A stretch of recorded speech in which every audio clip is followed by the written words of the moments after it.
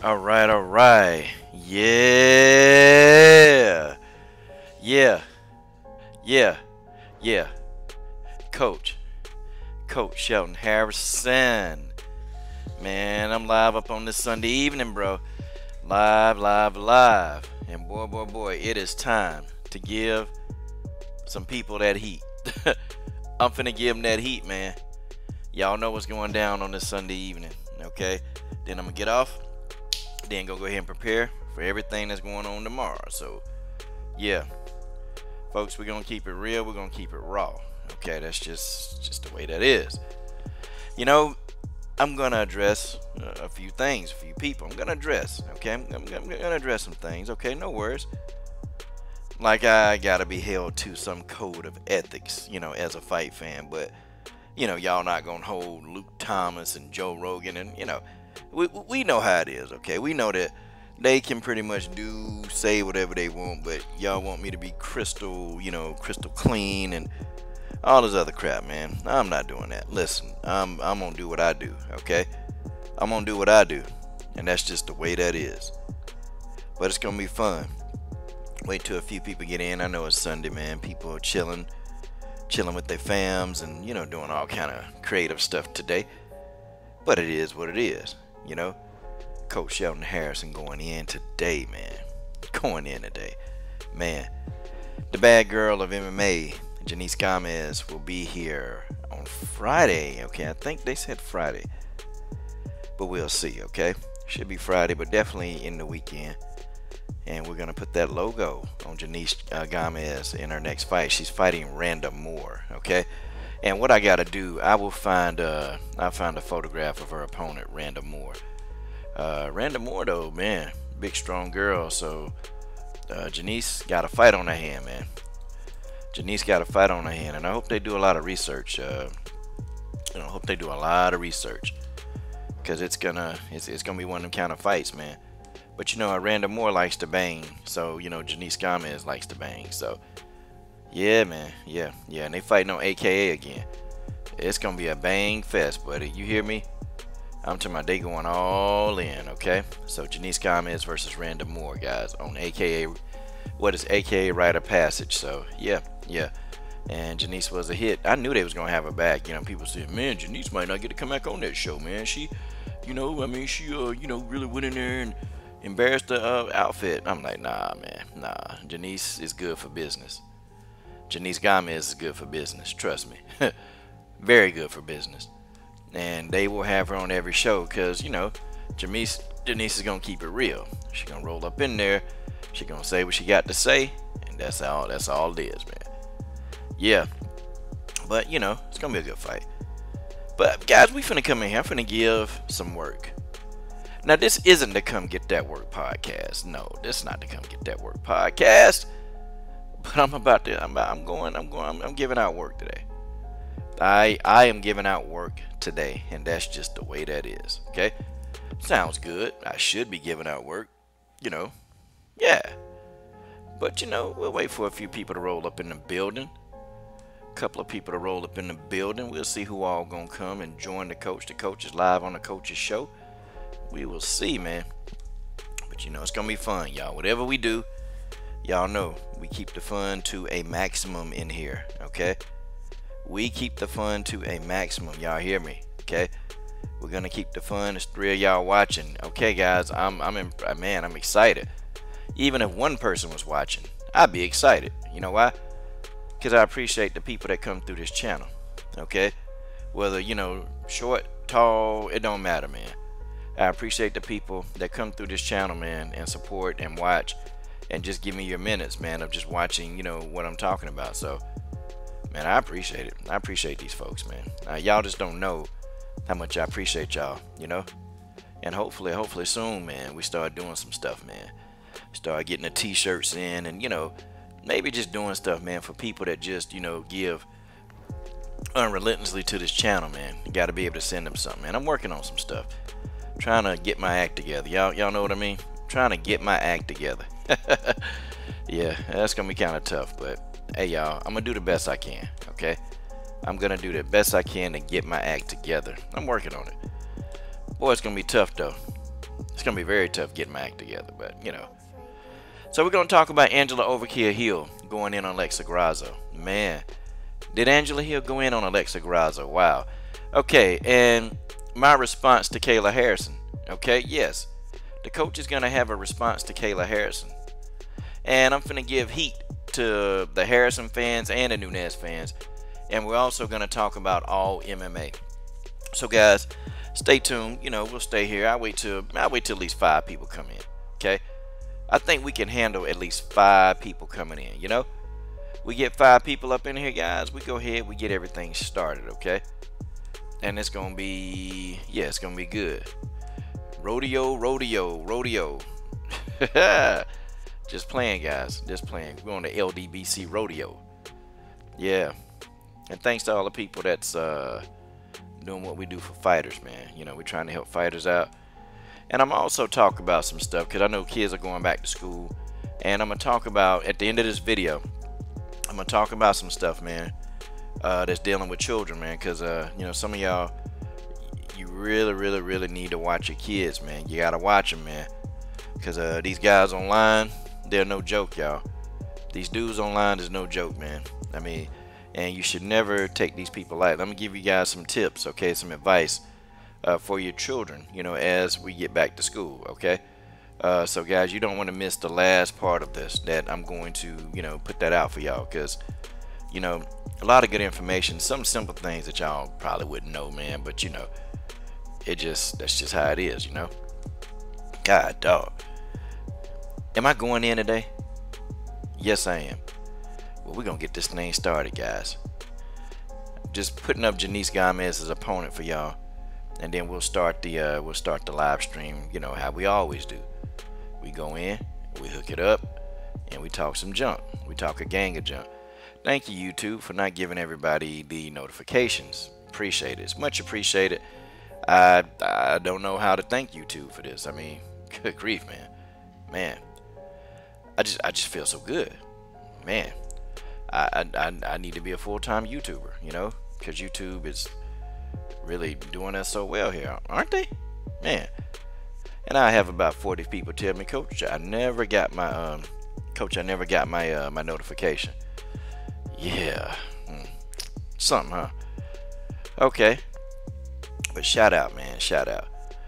But my girl Janice Gomez will be here, guys. She is gonna be here, and guys, we gonna set it up. We're gonna set it up, man. And it's gonna be raw and uncut. Janice Gomez. Hey, but folks, so we'll go ahead and get this thing. Let me see who all in here, man. My man, The Truth, is in the building. Oh, it's 8 people in the building. My man, Timmy Adams from the UK is in the building. Timmy Adams is the man. My man, The Truth, is in the building. The Truth is in the doggone building. Man. Don't miss the back to school stuff that I'm going to tell y'all, man. And y'all know I'm going to do this Coach Shelton Harrison style, man. I'm going to do this Coach Shelton Harrison style because y'all know the kids going back to school, man. And, you know, you got these guys online that's trying hard, man, to get your kids, man. So we're going to talk about what you need to do as a parent to stop these guys, man. As you guys won't believe, man, how many of these guys, like some of my kids when I first started training some of them, you know, some of them, man, I'm like, and I asked one girl, I said, how old is he? You know, because she 16. She said, oh, he tried a lie. He 18. I said, really? Come to find out, dude was like 27, man. Man, he showed up to pick up one day. Man, I had Coach Junior and I had the police right there waiting on him, man. Crazy, man. Crazy. These dudes crazy, man. So, yeah.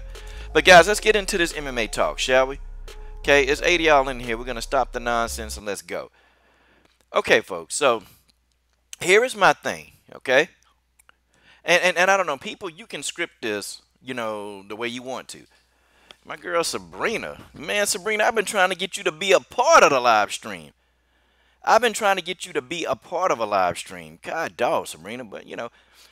Okay, so Angela Overkill Hill goes in on Alexa Grasso. Now, you would think that Angela Overkill Hill would probably keep her mouth shut, but see, this is before the fight. Y'all notice that Angela Overkill Hill, she finds time to start internet beef with people. Just, you know, and I tried, okay? I really, really tried to like Angela Overkill Hill. I tried to support her.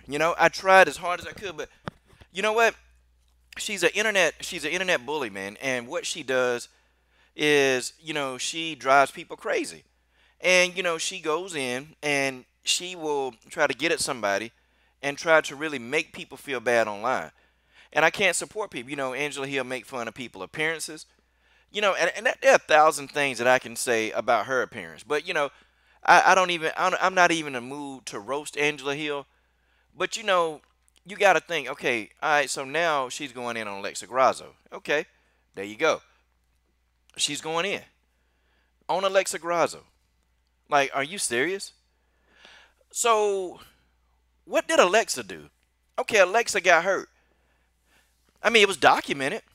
But Angela Hill act like she don't believe that Alexa Grasso got hurt. Like she act like she don't believe that this is what happened. No, that's what happened. She got hurt. Like nobody's gonna, Alexa Grasso is one of those people that she's not gonna lie, y'all. She's not gonna lie about being injured. I mean, she do. I mean, injured. She gets hurt. That's been in her MO. Alexa Grasso gets hurt. Okay. I don't know what it is. Maybe, and Angela Hill said maybe it's something she doing. Maybe, maybe it's something she doing. I don't know.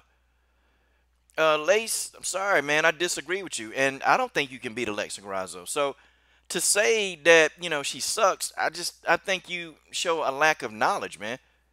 And you can, it's your opinion, man. It's your opinion, but there are some fighters. I mean, if you really if you want me to tell you fighters who absolutely suck, it's their first time in the octagon.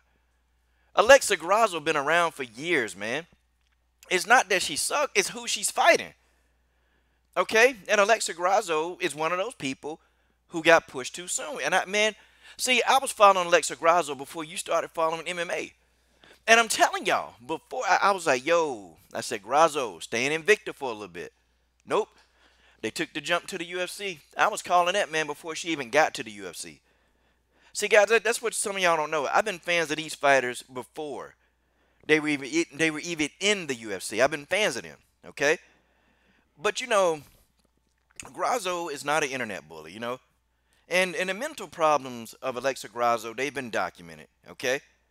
They've been documented. Her mental problems, they've been documented. And she's had some issues with that.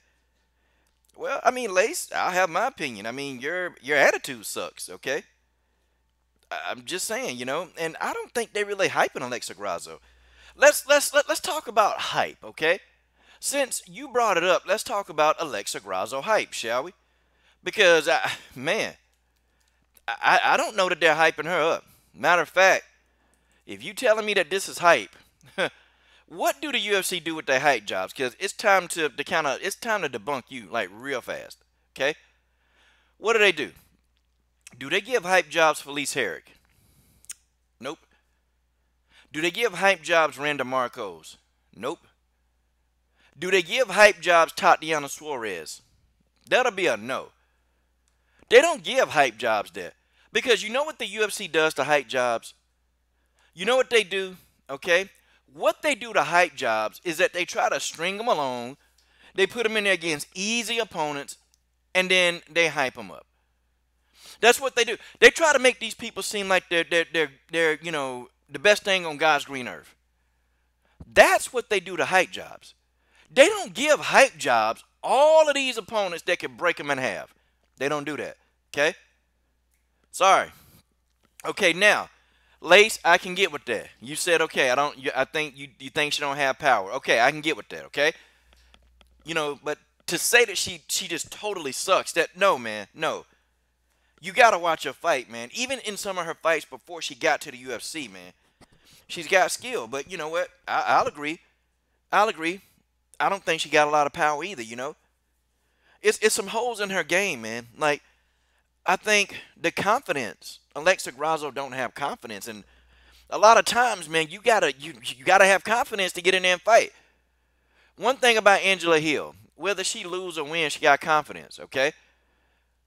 But I think Angela Hill I think Angela Hill may be about to be up out of there, okay? I think Angela Hill may be about to be up out of there. I think she might be, okay? I mean, Angela Hill should have been focused on Courtney Casey. She should have been focused on Courtney Casey. But she's sitting here, upset because Alexa Grasso can't fight her. Courtney, she got injured. Angela, she got injured. She got injured. She got injured. Damn, where my words coming out bad. She got injured. And there's nothing we can do about it. She got injured. And it's legit. It was a legit injury. Alexa Grasso has had a documentation history of injuries in her career. She has. This is nothing new with Alexa Grasso, okay? This is nothing new whatsoever. It's not. It's not, guys. I mean, she's had a lot of injuries. And it's like I keep trying to tell you guys this. But it is what it is. But Angela Hill, she spends her days going in on people on the internet. D-Style Boxing is in the building. Guys, go subscribe to D-Style Boxing. He's in the building. My man D-Style is here. And yes, we got to catch up on some politics very, very soon. Because 45 is going crazy, okay? We got to catch up soon, man. We will. We can catch up. And don't forget, speaking of catching up, guys, to come get this work mobcast, okay? The Come Get This Work mobcast, definitely, guys, it's something that we started every Thursday night at 9 p.m. Eastern Standard Time. That show is hosted by General Africa, and we come in and we talk about the current state of MMA. So, guys, come join us on that show. Hey, do it ASAP. But so Angela Hill, she spends her time picking on people online, making fun of them, talking about their appearances, talking about how they speak, like talking about how they dress, talking about them, their body. Angela Overkill Hill does a whole lot of stupid stuff, man. Okay? Just crazy. Just crazy. And I just think that Angela Overkill Hill, somebody, Courtney Casey didn't beat her up enough. And that fight was close, okay? You could have argued that Angela Hill even won the fight. See, this is what happens. People like Angela Hill, they cry about opportunities. They cry about, oh, I didn't, remember she was crying about the UFC, how she couldn't get in and, all this stuff, and she was boo-hooing all over the place. And now she get back into the UFC and she used this platform because people know who she is to make fun of people. I mean, isn't that crazy, man? She uses the platform to just invoke fun and poke fun at people. Like, who does it? But, she hang around that group. She with that Andrew Magana group. She with that Jessica Panay group. She's with the Beck Rawlings. All of those people, they go online and they just choose to make fun of people. That's what they do. Okay? But let's get off of fanboys. Fanboys. Let's get off of Angela Overkill Hill, because Angela Overkill Hill, she'll be out the UFC in no time, okay? Trust me. Okay? She'll be out. I wanna talk about this whole Kayla Harrison debacle, okay? Guys, Kayla Harrison did, okay? Kayla Harrison did. She called out Chris Cyborg, okay? She called out. Folks, that's just the way that is. That's just the way that is. She called out. She called out Chris Cyborg, okay? I don't know, and I watched it several times because, I was sitting here thinking, nah, she ain't call out. Nah, she ain't do that. She didn't. But I had to watch it several times to really just look at it. I'm like, dang, you know what? Maybe she did call out Chris Cyborg. And folks, she did it. She did it on TMZ. She called out the board. Now, I mean, it is what it is, okay? I understand, she eventually wants to call out Chris Cyborg and get it done. But, I've always said, from when the first time I started talking about Kayla Harrison, I said Kayla Harrison needs time to develop. But we got the news media that they're insistent. They just insisting upon making Kayla Harrison a household name, doing it before she's ready. And now Kayla Harrison is now believing the hype, okay? Kayla Harrison is believing the hype, okay? Now, nobody says anything about these publications that hype this girl up, okay? Nobody says it. I'm calling for the fight tomorrow, okay? I'm calling for the fight tomorrow, okay? Kayla Harrison, yep, go ahead. Let's go on and get in there with Cyborg. Let's get it. After she fight Amanda Nunes, I want Kayla Harrison head on a platter. Okay? This is what I want. I want Kayla Harrison head on a platter. I mean, she calling out. Okay, that's what it is. This girl gonna believe her hype, and all of y'all know what's gonna happen. She get in there, Kayla Harrison gonna get sparked out. Okay? Kayla Harrison is gonna get sparked out, and we know it. But you know, everybody want to complain. Well, Coach, you the one saying it. No, I'm the one calling it out. Okay?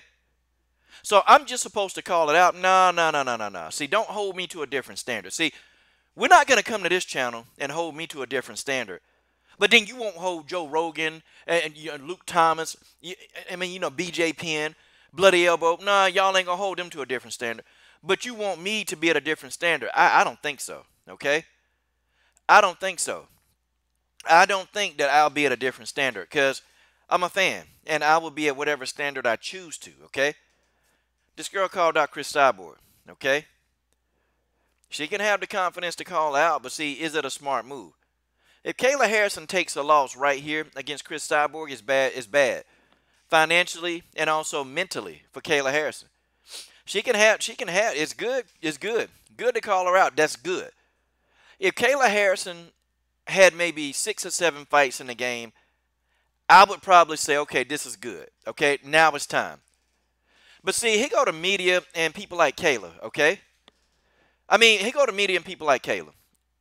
They don't want to do the work that's necessary, okay? They don't think that they don't want to do the work that's necessary to get to where they got to get to in a timely manner. They don't want to do that. Nope. You want to look at the star of MMA and you want to attach your name to it, and that's what she's doing. I don't care what she says. And Kayla, I don't even care if you was talking to me. I'm talking to you, okay? People want to attach their name to Chris Cyborg's name, okay? And, Kayla might have every intention of fighting Cyborg, okay? I believe Kayla Harrison will fight Cyborg, okay? I believe it. I completely, wholeheartedly believe that she has every intention of fighting Cyborg, okay? That's not the issue. The issue is she's not ready. So, if Kayla Harrison want to keep putting that name in her mouth, okay, good. Let's go. Make the fight. PFL, okay, when Chris Cyborg is out of her contract, make the fight. Make the freaking fight. Make the fight, okay? Get Kayla Harrison up over there. Get in there and whoop Kayla Harrison's PG-13 channel, okay? Get in there and do the do, okay? I'm ready for the fight. See, Megan Anderson did the same thing. She didn't want to do the work that was necessary, okay? Megan Anderson did not want to do the work that's necessary. She didn't want to do that. She didn't want to go in there and sweat and grind and bleed. No, Megan didn't. No, she didn't care to do that, okay? Megan Anderson had no way. She didn't want to, okay? What did Megan do? She immediately called out Holly Holm, Jermaine Durandame, trying to attach her name. Ain't done nothing compared to them in the sport. But, and at the time, her greatest victory in the sport was against what? Charmaine Tweet, okay? My man 89 TV is in the building. Shout out to 89 TV. Go subscribe. That guy do video games, boxing, MMA. He do it all, okay? But nobody, okay? And the coach means nobody, okay? I'm not even putting Kayla Hill out, Kayla Harrison, okay? I'm for the call out, okay? Y'all think I'm a for it. But I've been the one saying that, you know what? I admire the fact that she wants to fight Chris Cyborg. But it's not time. This girl, she hadn't paid her dues, man. And I was going back and I was saying that people like Megan Anderson, they ain't paid their dues. She called out Chris Cyborg when, Holly and Jermaine were not available to fight. She called out Chris Cyborg, okay? And what happens? She gets signed into the UFC. Then she was supposed to fight Chris Cyborg, and then Megan Anderson pulled out the fight. We all know the truth now. And, there were mental problems. Of course, man, she had anxiety fighting Chris Cyborg. But people want to tell me that, Megan was never afraid. Oh, okay, sure. Whatever you say. Whatever you say, you can say Megan Anderson was never afraid. Go ahead. That's whatever your opinion is. You believe your opinion, and you keep your opinion, okay? That's what it is, okay? That's what it is. That's just how it is, okay? In my opinion, okay, I think Chris Cyborg will spark. She will destroy. Now, the reason why this is bad right now for Kayla Harrison, okay, it's bad. Whenever you tell me that you've been suffering with mental issues, okay, whenever you tell me that, I already know that there's this element that you might not come back. Okay. And Kayla, just about in everything that she's ever done, she's been very successful. And I just think people really need to understand where I'm going. Okay. I'm not hating on the fact that, okay, this is what she wants to do. I'm not hating on that. Okay. The thing of it is, though, a loss with Kayla Harrison, we might see Ronda Rousey. We might see Ronda Rousey 2.0, y'all. Guys, I'm not playing with y'all. We may see Ronda Rousey 2.0. And that's just the way that is. Guys, we might see Ronda Rousey 2.0. And I swear to y'all, if we do, because the potential is there. This girl's never really lost, right?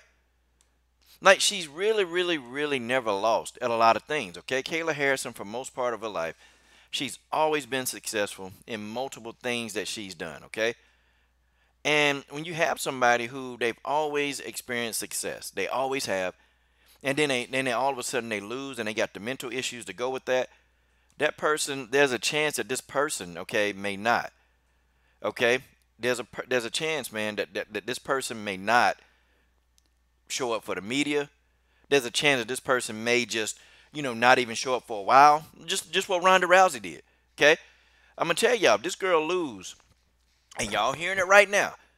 You're hearing it right now. If Kayla Harrison loses, okay, Kayla Harrison gonna be out of here for 5 months, 6 months. We ain't gonna hear from her, okay? She gonna go off on a hiatus.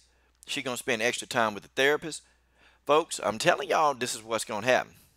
If y'all don't believe it, okay, then all I got to say is, okay, because I said the same thing when it came to Ronda Rousey. People's like, nah, man, nah. Ronda Rousey ain't going to do that, man. Nah, coach, you stupid. You don't know nothing about MMA. You don't know nothing about anything. You don't know nothing about no. I'm like, well, okay, how I don't know? I understand psychology, and I know Ronda Rousey. I said, Ronda Rousey don't have confidence in her appearance. And Ronda Rousey, her winning is, her image is connecting to her winning. And I was telling people that if Ronda Rousey lost, if she ever lost a fight, I said that's going to be the beginning of the end for Ronda Rousey if she ever lost. I said it, okay? I put it out there. And the thing of it is, man, is that some people, they can handle the hype. And some people, they can't. Guys, why, let's really talk about why are people really, really, really big on Kayla Harrison? It's not because of her judo. Like, there's some way that some people, they've managed to, turn Kayla Harrison into a looker, Like, they've managed to turn Kayla Harrison into this beauty queen, okay? They just have, And y'all know what else is strange? Kayla Harrison got muscles, but you don't hear people saying that Kayla Harrison, man, looks bad or, I'm just saying. Okay? Y'all don't say that, but Chris Cyborg got muscles and, oh, well, Cyborg look like a man. Danielle Taylor got muscles. Oh, Danielle Taylor look like a man. But you notice that in these comment threads, ain't nobody ever said that Kayla Harrison looks like a man. Nobody. I'm not gonna say that. I have nothing. Women with muscles, I could care less. I like women who got muscles. Okay, there's nothing wrong with that. I don't have a problem with that. But I just noticed that people, they don't say anything about Kayla Harrison, okay, with her having muscles. They don't say nothing about that. No. But they'll say, something about Chris Cyborg having muscles. They'll say something about Danielle Dynamite Taylor having muscles. Okay, they'll say something about that, And they'll say it's unattractive. But on Kayla Harrison, oh, it's not attractive. Wow. How you going to explain that? Yeah, I know, right? It's crazy. I know how to explain that, okay? I understand. But I'm telling you, if Kayla Harrison, if she loses, guys, you know what's going to happen. She will get missing for a long time. And if Kayla Harrison fights Chris Cyborg, okay, and I'm going to tell you now, if it's in a PFL ring, it's going to be worse. Because they're not going to fight at 145. They're going to fight at 155. Chris Cyborg is huge. And Cyborg going to come in at 175. Okay, she's gonna hydrate back up to about 175. That's dangerous, man. You thought Chris Cyborg would be knocking people out at 145? I guarantee you. Okay, get Chris up to 155, and let Chris hydrate up back to 175, 170. It's gonna be total destruction. Okay, it's gonna be destruction. Okay, it will be destruction. The fight, if they fight in PFL, it's going to be at 155. I promise you. They're not going to drain Kayla down to 145. They're not going to. If Kayla's going to drain down, and Kayla going to understand, okay, Kayla Harrison ain't even done no test cuts yet. She ain't done no test cuts. She's done no test cuts to even get down to that weight. So, imagine for the first time you're going down to 145. Kayla Harrison going to be drained, and the butt whooping is going to be bad too. But at 155, she's going to get beat up even worse, okay? I'm telling y'all this now. Y'all heard it first right here, okay? But if Miss Kayla Harrison loses this fight, if she loses any fight, she going to get missing for a while. She will, okay?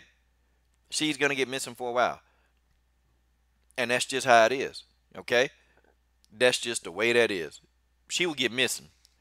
And of course, the networks, they're going to accommodate Kayla because they're going to try to understand that she's in a bad place right now. That's what they're going to do. Okay, they're going to try to accommodate Kayla Harrison because she's going to be in a bad place mentally. And you guys, we're going to hear it all, okay? She's going to get every excuse in the book, okay? If this fight goes down, I'm telling y'all, it's going to be a brutal knockout. It's going to be a brutal knockout. Kayla Harrison's chin ain't even been tested yet. Just like everybody was thinking, man, Ronda Rousey, man, Ronda the best on the planet. Ronda is good. Ronda's that. Ronda Rousey chin got touched. That chin was no good. When Ronda Rousey chin got touched, the chin was absolutely no good, okay? I'm just saying, okay? She can be the same size as Amanda Nunes, but when she hydrate, she's big, man. She's bigger than Amanda Nunes when she hydrate. Her walking around weight is bigger than Amanda Nunes. She's going to have a tough time making, okay, 145 pounds. Okay, I'm not saying she won't make it, but ladies, she's going to have a tough time making 145 pounds. That's just the way that is. She's going to have a really, really tough time making that weight. Because of what she walks around heavy. She don't walk around at 162, man. She don't, okay? I mean, if you believe that, then I don't know what to tell you, man, okay? She don't walk around at 162. She's bigger than 162. Much bigger than 162. I'll even give her, she's probably in the 170s. She has to be, okay? Because she cuts a lot of weight. That girl does not, man. That girl does not cut down 7 pounds of weight and she's on weight for 155. She doesn't do that, okay? This girl cuts an a large amount of weight, okay? And guys, we'll take this quick 25-second intermission to tell you that come be a part of Come Get This Work Mobcast. We had the first episode of the Come Get This Work Mobcast. Guys, the Mobcast is great. You know, it is hosted by yours truly, General Africa. And, yeah, man, definitely I enjoyed it. It was fun. We all had a lot of fun, guys. We had a lot of fun. We had Channel MMA with Jay, Genesis Green, George Page was in the building. George is in the building right now. Folks, it was really, really good. So go ahead and subscribe to Come Get This Work, okay? And it's only going to be one video a week. Come Get This Work, guys. If you hadn't already subbed to it, what are you waiting on? Okay, the link will be in the comment thread, okay? Come Get This Work. Come Get This Work. We topped it off very, very good, okay? That's the link to the Come Get This Work Mobcast. Okay, all right. So we need to say, okay, we really need to put fire to people, okay? And not me. Not me. Okay? Not me. The fire, okay? Fire. I'm putting fire. I'm putting fire to the people because, you know, everybody, coach, see me? And see, now people mad that I'm calling for the fight. Why? I spent videos saying, no, this fight shouldn't happen. I spent multiple videos saying that this fight should not happen. Well, now it's happening. It ain't happening. But I tell you what, it's on the way. It's on the way, okay? I was saying it, guys. I kept saying no, and people were saying, oh, coach, well, you just scared that she could beat Cyborg. No, I'm not scared that she could beat Cyborg. That's the furthest thing from my mind. What I'm thinking is, hey, this is a good young fighter, a lot of potential, a lot of upside. Don't throw this girl to the wolves yet. Let the dang on girl get 7 fights. Like, is 7 fights too much to ask for?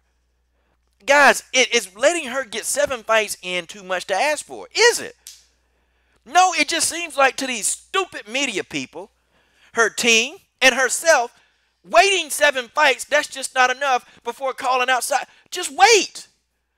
But we're in a generation that's so eager to get everything right now. They don't want to work for anything. They just want everything now. And this is the problem, okay? This is the problem. This is the problem with young fighters trying to get their name out there. I know. I know. Okay? I know that people want to do this, man. People want to get their name out. It's the rite of passage. Okay? It's the rite of passage. I know it's the rite of passage. You got to call out somebody to get somebody. I know you got to do it. But guys, everybody need to be blowing up Kayla Harrison Twitter. Stop. Stop right now, okay? We know we know you want this fight, Kayla. We know that you desire to get in there. Kayla, we got you on this. We got your back. But right now, Kayla, let's focus on the people that they're putting in front of you, okay? And let's get better and better and better. And then after fight number 6, then Kayla Harrison will say, listen, everybody say Chris is the best. I want to taste some of that. I want a piece of that. See, that's what Kayla Harrison need to do. These fighters, I'm gonna tell you, these fighters, man, they need people like me, or they just need people like me to tell them how to interact with casual fans, because the casual fans at the end of the day gonna pay your bills. And if you don't know how to relate to casual fans, you're gonna suck as a fighter. You know how Ronda Rousey and Conor McGregor did it? They got into the homes of the casual fans, okay? They got into the homes of the casual fans. When you have casual fans pushing and promoting you, then you are going to be a star and you're going to make lots of money. When you don't have casual fans on your side, and casual fans, because casual fans, we see through BS, sorry. We see through BS. The truth, I think she clout chasing right now too. She doing what Megan Anderson did, but we see through the BS, okay? We can see, by all means necessary, we can see what the deal is with these people. We see this, okay? But we need, okay? What we need is for Kayla Harrison to fall back, okay? Build up her name, build up look, just build yourself up, okay? Build up your resume, man. But that's too much to ask, because we want everything right now. We want to be a star right now. And I understand Kayla Harrison wants what Cyborg has. I get that. I really do get that Kayla Harrison wants what Chris Cyborg has, okay? She wants that. We can't get around that. But, y'all, at the end of the day, y'all, at the very, very end of the day, okay, Kayla Harrison is going to have to wait. And Kayla Harrison is going to have to do her work, man. She's going to have to do work in order to get what Cyborg has. She's going to have to go through a lot of trials and tribulations. Because if you go, okay, if you actually go right to the top of the mountain, you're going to get knocked off that mountain very, very quick. Okay? Where Leon, casual fans are more apt to buy the fight. They can see, man, when somebody's being hyped. The hardcore fans, they're going to push it to the casual fans. Okay? So that's kind of what I'm getting at with that. But Kayla Harrison is going to fall off the mountain. Okay? Kayla Harrison is going to fall high off that mountain if Kayla attempts to climb that mountain now. And if she reaches the pinnacle of that mountain to fight the best in the world, she's going to go all the way down the mountain. Okay? That's just how it is. She's going down that mountain. And I don't care what anybody says, man. Kayla Harrison is out of there, man. Her team, somebody on her team, man, somebody need to say, you know what, Kayla? Kayla, you tripping right now, okay? Like, somebody need to say, Kayla Harrison, you're tripping. Like, you got to stop, okay? You need to stop, okay? You need to stop. Let's reevaluate, and let's really focus on who we want to get in there next. You got Josette Cotton out of there, okay? You got Josette Cotton out of there. That's good. Okay, that's a good win on your resume. Josette Cotton is a seasoned veteran. She's tough. You got Cotton out of there. Now let's get somebody else out of there, okay? Let's move up. You know what I would do? I would start, if I'm Kayla, I would start looking at the 145-pound division, and I would start calling them girls out. I'd be like, Amber Liebrick. Nope, she's with Bellator, so nah. But I would go down the 145-pound list, and I would look at all the fighters not signed to a contract anywhere, and that's where I start my assault if I'm Kayla Harrison. And I'll even tell you some fights, man. I'll even tell you people who she need to be calling out, okay? She need about 4 more fights before she really say, you know what? It's time, okay? And now it's time to fight Cyborg. Kayla Harrison need at least 7 fights, and she'll be ready, okay? I'll even tell you fights that she need, featherweights that she need to start. Like, look, I'm finna get. I need a piece of that, okay? These are featherweights. Kayla Harrison need to go on and get it in, okay? Kayla Harrison need to call out Ediane Gomez. She not trained. She not signed anywhere. The girl can fight, and you know what? She done been around. She got 15 MMA fights. Could you imagine if Kayla Harrison got a victory over Ediane Gomez? Okay, and she's Brazilian, so Kayla Harrison can be like, "Yep, I'm beating Brazilians." Okay, then she need to call out Amanda Bell. She need to get Amanda Bell up in there.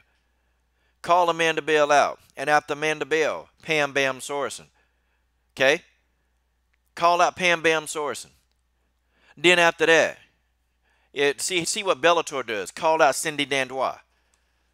And there's a reason why people not calling out Dandois. Have y'all noticed that? Have y'all noticed that why there not a lot of and a lot of fighters? Okay, there are an abundance, a plethora of fighters calling out Dandois. Dandois is not good for anybody's career. She not, because Cindy, when you look at Cindy in the octagon, she looks like, she is. I mean, she looks like this is an easy fight, man. All they got to do is just piece Cindy up. But see, that's not how it works for her. Because some point in time in the fight, Cindy Dandois finds a way to get you to the ground. She always does, okay? There's not a fight where Cindy has not been able to get a person to the ground. She's able to do it, okay?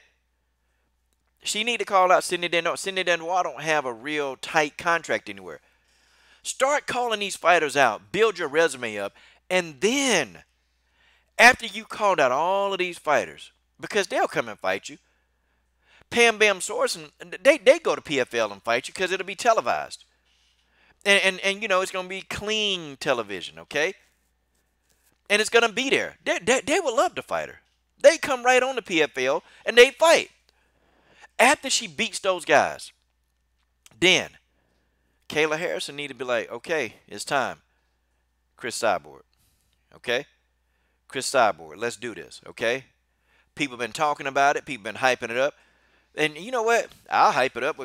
Chris Cyborg and Kayla Harrison need to be thanking me because I'm pretty much single-handedly got people talking about this fight.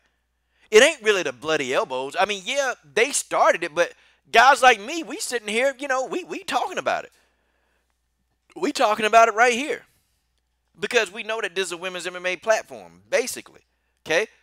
We know that this is mostly a women's MMA platform.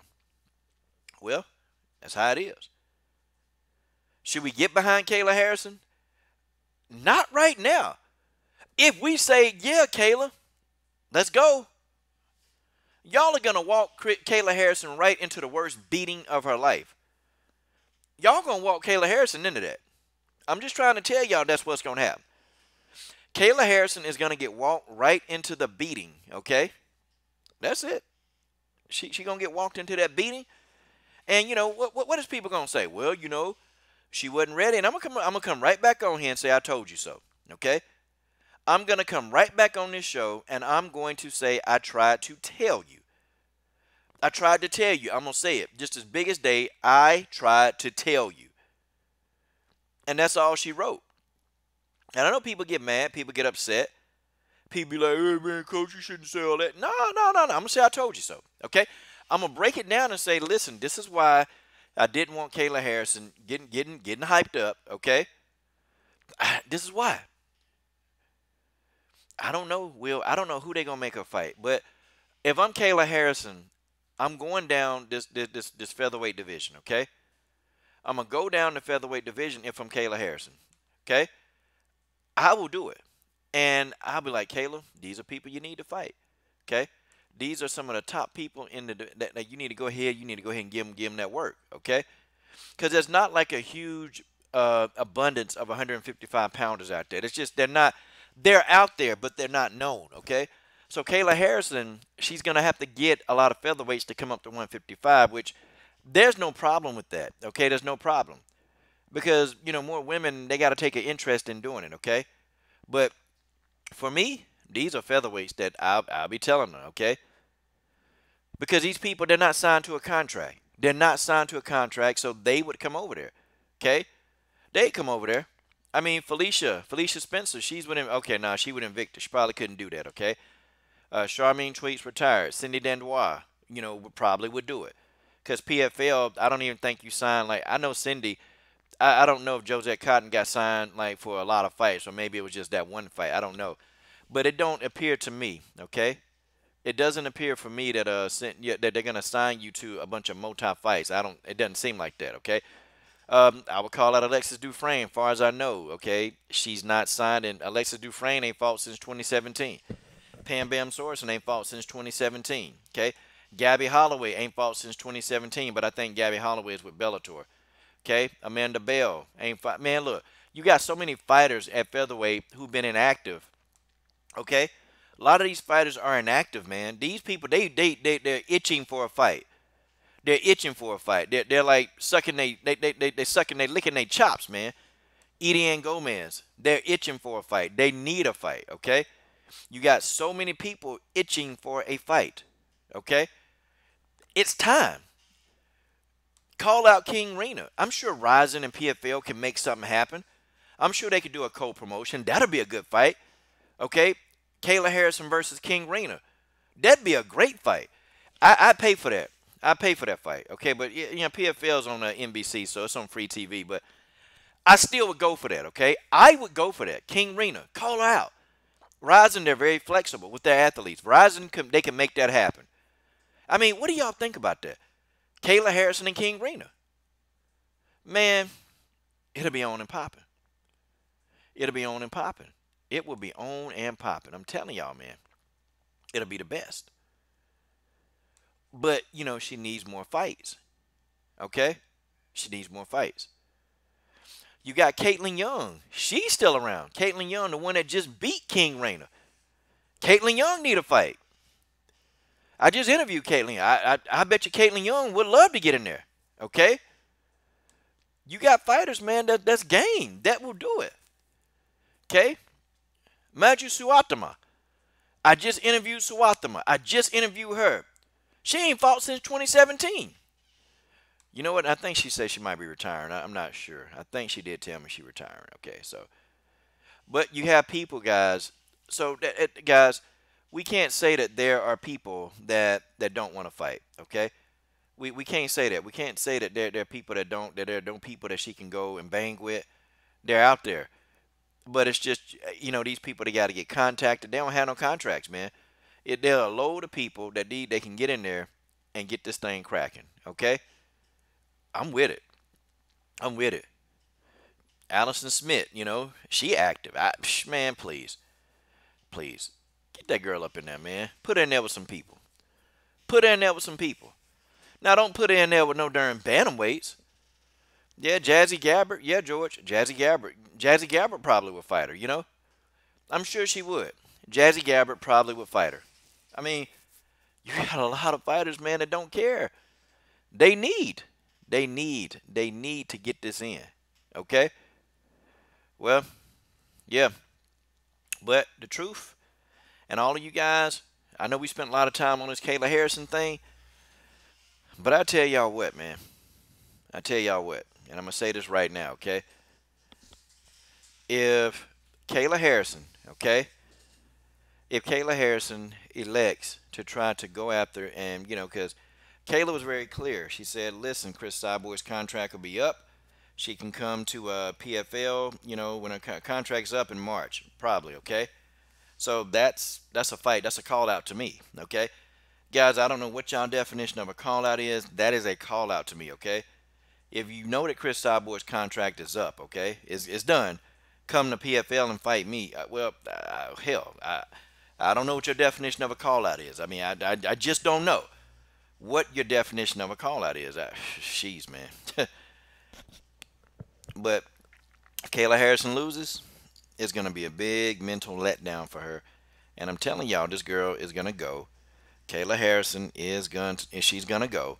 And she is not, okay? She ain't going to be okay. She's not gonna be okay. Okay, guys. This is a fight that I want to talk about, and then we'll also talk about all things MMA. And guys, we have been getting logos on people's uniforms, and this is a quick break. We've been getting logos on people's uniforms. For those of y'all that you're actually the super chat dollars this month, we're gonna actually put a logo on Janice Gomez's uniform. She's got a fight coming up versus Randa Moore, and Janice and her dad, they've agreed to put the logo there. They're gonna put one on the shorts, and they're gonna put one on her top. Okay, or I'm thinking that's what they said they're gonna do. And so, guys, we're gonna help sponsor them. Okay, so I've already put my initial amount in. I put my $40 in there, and anybody that anybody that does it, we'll shout you out. And it's not my logo, guys. It's the CSH Combat Sports Show logo. Okay, guys, this is all of us. Okay, it's not just me. I'm just putting it out there, but this is all of us. Okay, this is every last one of us, guys. We're here. The fighters are not just listening to the video; they're reading your comments. Okay, these fighters, when they come on this channel, they read your comment. I mean, shout out to Leon Dubison. He got cussed out by Panny Kanzai. That was funny, man. Yeah, Leon, you know you was a celebrity, man. Panny Kanzai came on the channel and cussed you out, man. Oh, man. I mean, she did, man. She cussed you out. I couldn't believe it. She actually responded, too, man. I was like, man. And Leon, I don't know if you know what Panny Kanzai said, but let's put it up on the screen. It's so funny, man. Panny Kanzai gave Leon Dubison a little bit of work. But Leon is a good sport. I like Leon. Leon played along with it. Shout out to Leon Dubison. I'm going to put it up on the screen for all y'all, man. I mean, this was funny. This was funny as crap. I didn't think Panny Kanzai talked like that, but God dog it. I guess Panny does talk like that. How is Panny Kanzai going to explain this? Okay? I'm going to put the image up on the screen, okay? I'm going to put this up on the screen. I'm going to show y'all. Okay. What did Panny Kanzai do? Okay. It was so funny, man. It was so funny. But Leon Dubison got Panny Kanzai to talk, boy. And Leon Dubison is the commenter of the week. Leon Dubison. Okay. This is what Panny Kanzai said. Let's make it bigger, okay?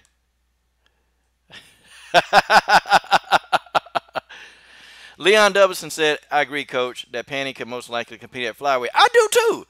She might get seriously hurt fighting at 145 pounds. Panny Kanzai said, Leon Dubison, dude, you're out of your effing mind. Boy, classic.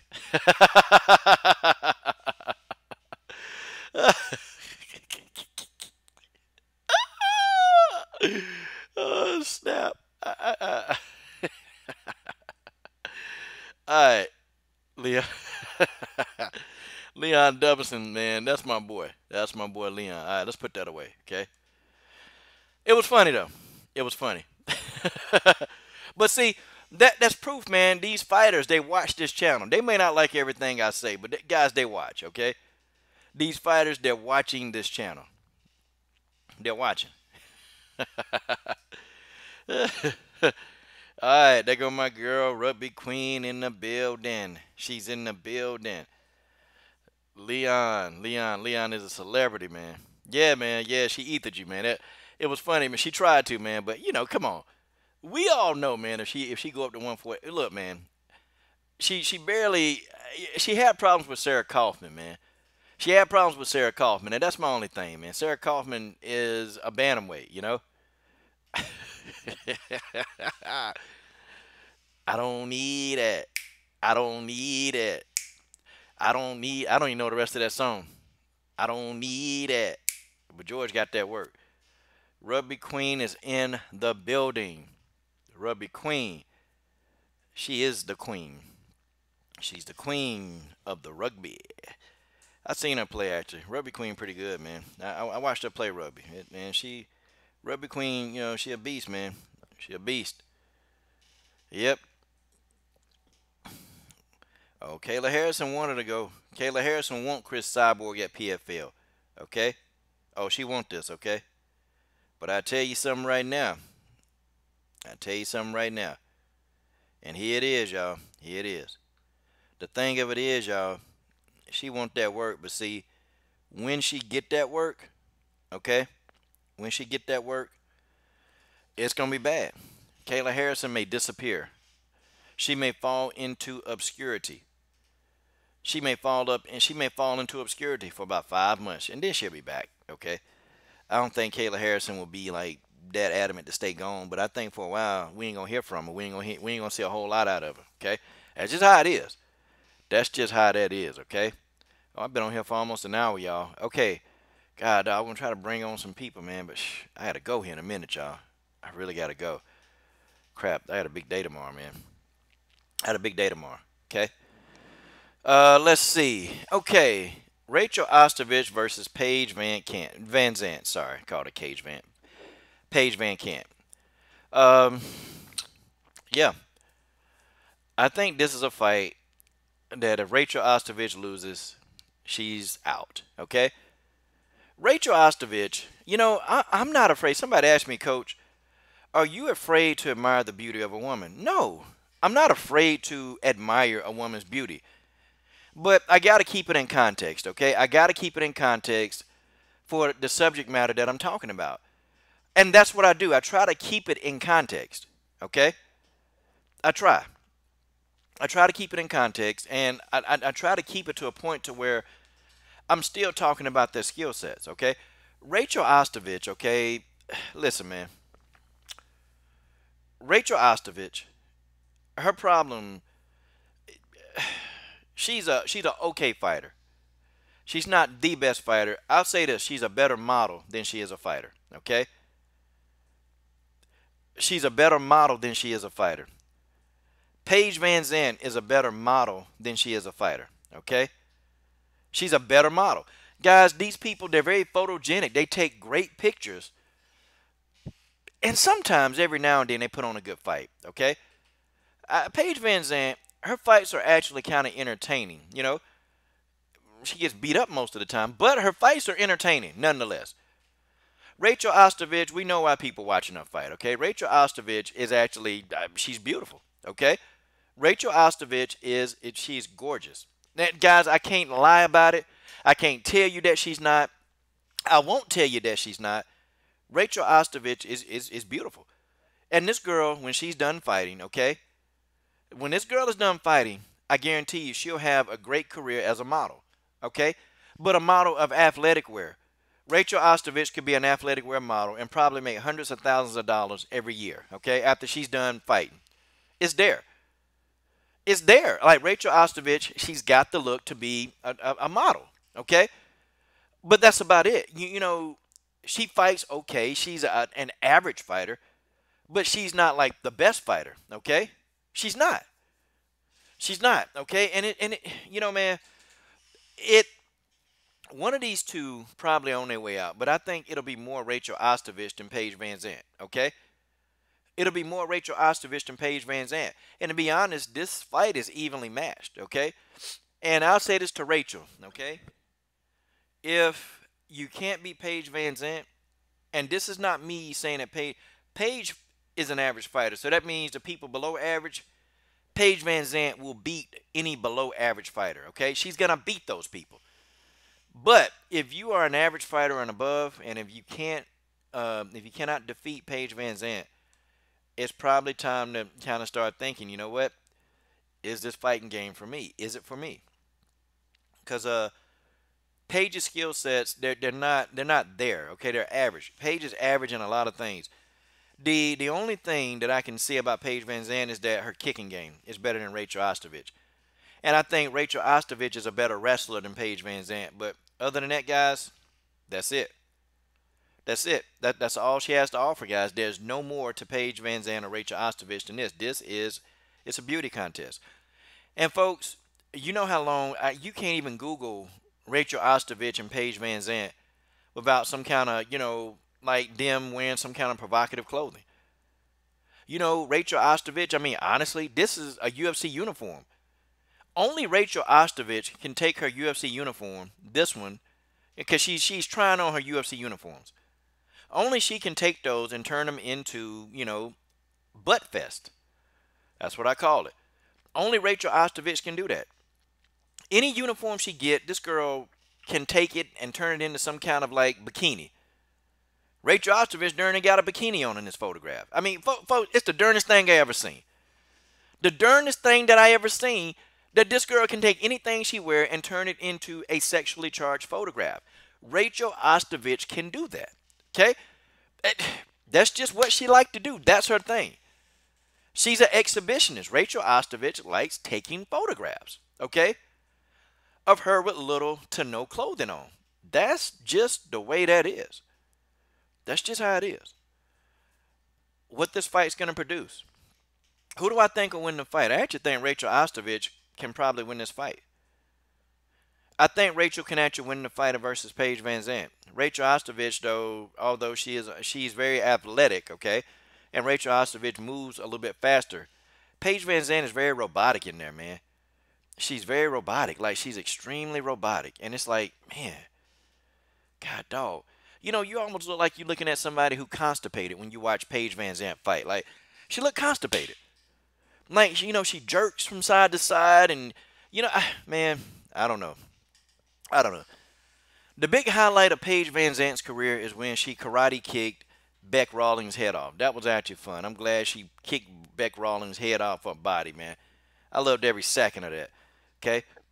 I liked every single second of her knocking out Beck Rawlings. That was great. Okay? But that's about it for Paige Van Zandt. That's Paige Van Zandt's highlight reel, is that head kick to Beck Rawlings. That's it. And Beck Rawlings is below average in MMA. So, but Paige did what she was supposed to do. She beat Beck Rawlings, who is a fighter beneath her skill set.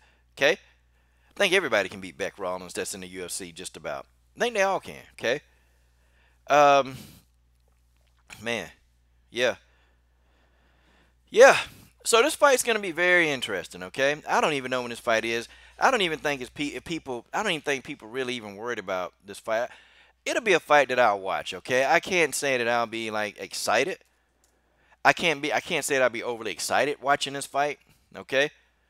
I think it's in January. So we got to wait till January to even see him fight. So let's see, what's this? August, September, October, November, January. Man, we got 5 months. December. I skipped December. We got 5 months till we see them fight. 5 months, okay? And I think the loser getting cut. I can tell you, I think the loser gets cut. And we can check, man. I can tell you, man, because this is a fight. This is a fight, man, that need to be, because wow. I like Rachel, though. I like Rachel Ostovich. I love her interviews because, she's really, Rachel Ostovich, she's very transparent, and she's not, like, she's really a down-to-earth person when you hear her interview. But, I got to tell, hey, homegirl, if you can't deal with Paige Van Zandt, okay? If you can't deal with Paige, I don't know what to tell you, okay? Maybe it's time. Maybe it is time for a change, Maybe it's time. And there's nothing wrong with a change. Maybe she should go into boxing. No, that probably won't be good. That wouldn't be good. Just saying, But I'm a Rachel Ostovich fan. I can't say that I'm not a Rachel Ostovich fan. I can't say that I'm not. I am. I'm a huge fan of Rachel Ostovich, but, I understand, man. Rachel. You better beat Beck Rawlings, or it might be curtains for you, my friend. It might be, y'all. It might be curtains for Rachel Ostovich. Yep. Yeah. Rugby Queen, they might not ever cut Paige Van Zandt, okay? They might not. But I don't see why they're keeping her around. It ain't like Dana White. They can make money on her right now because she ain't fighting. She injured. Okay? She injured. 12 gauge. 12, I don't know why they call her 12 gauge. Call her more like 22. They need to call her 22. Yeah, Paige on a 2-fight losing streak, man. A 2-fight losing streak. How the heck are you going to explain this, okay? How you going to explain this? And every tough fight, man. She do got to win over Felice Herrick though. She got to win over Felice Herrick. You know, she do. Paige Van Zandt got some UFC wins. I mean, yeah, okay, well she beat Kaylin Curran. That's not a quality fight. You know, she is one, two, three, four, five. She's 5-4 in the UFC. All of her wins came. Nope, sorry, she's not. She's crap. Let me see. One, two, three, four. She's 4-3 in the UFC. Okay, so that'll bring her up to 500 in the UFC. Man, Paige Van Zant might be out of there, y'all. Okay, she might be out of there, folks. That's just how it is. I mean, Paige young. She's 24, man. The girl young. Paige is young. You know, Paige. I don't know. She one of them young fighters, man. That how can I put this nicely? Okay, how can I put it as nicely as I can? She's one of those young fighters that they don't want to do what's necessary. Like it's like they want the glory now before they've done the work. You know, it's like they want the glory. People like Paige Van Zant, they want the glory. They want all the glory, but they don't want to do the actual work required. I mean, this girl done changed gym like 2 and 3 times. I mean, she want the glory. Okay. No, you know what? I think Rachel Ostovich is safe. I think she's safe because well, no, no, no, no, no, no. The Ultimate Fighter finale. Okay. Yeah, yeah, she lost it. Yeah, man, she got choked out by Montana De La Rosa, man. Good grief. Yeah, that choke out was nasty too, man. They might give her another chance. If she lose, they may give her one more chance. But if she get 2 more losses, man, that's it. Like Rachel Ostovich got to show and prove, man. She got to do it. She got to do it. Okay. Lace Hatcher, I simped for Carolina Kovac. You better not admit that. Oh man, man. Let's see. Hold on. These comments going now. Good. Bojangle check on the calendar. I love it. No, but Bojangle check on a swimsuit. Ugh, I know. I ain't buying that. Yeah, Paige can dance though.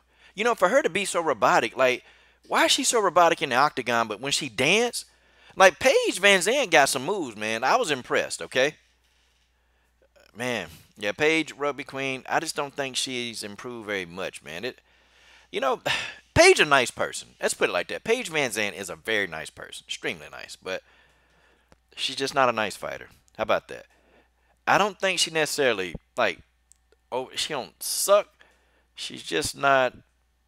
Well, she's just not that good. Okay, and that's kind of how I have to put it. She's not good in the UFC. Now, if she went back down to Invicta, yeah, Paige Van Zandt would be actually good if she went back down to Invicta, but that's really about it. That's about it, y'all. That's about it. Janice Gomez, real quick. Janice Gomez will be coming to the show. Okay? Janice Gomez will be coming to the show. And guys, we are going to get a logo on Janice's uniform. Yes, we're doing it again. So guys, Janice Gomez, she'll be in the building here this week. Man, I tell you, interviewing Janice Gomez, it was lit last time and it's going to be lit this time. Oh man, Janice Gomez is gonna be lit. So guys, definitely stay tuned and don't miss out. Okay? And all the super chats for this month will be going towards Janice Gomez putting the logo on her top. She's a future star. Janice is a star, man. She's a star in the making, bro. I'm telling y'all. Okay?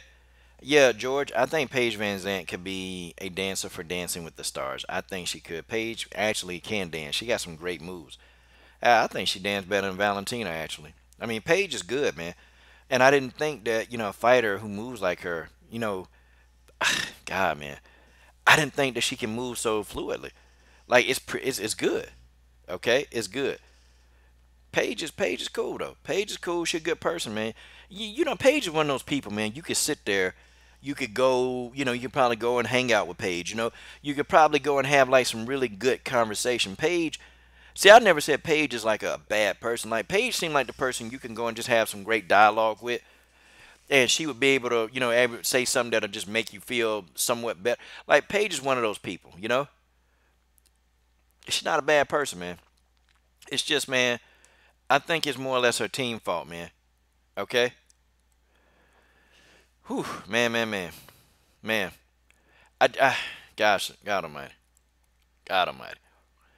Yeah, it's bad, man. Her team, I think Paige was another person that got pushed way too fast, who needed to, but she couldn't keep a consistent team, man. It's just changing coaches and all this other stuff, man. It's gonna be tough. Yeah, I've seen Valentina's dancing video. I think Paige though, I don't know.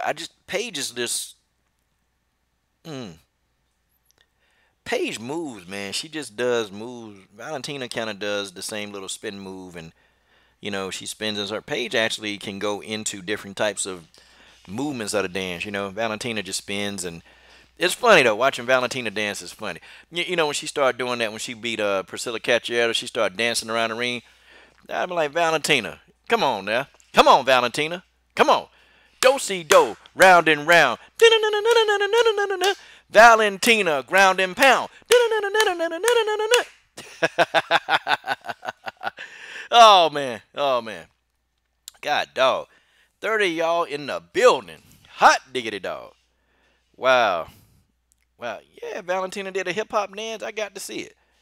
They probably might need to have a dance-off, something like that, okay? All right, so, predictions. Who's going to win between Rachel Ostovich and Paige Van Zandt? The fight's not to January. I might even do a keys to victory.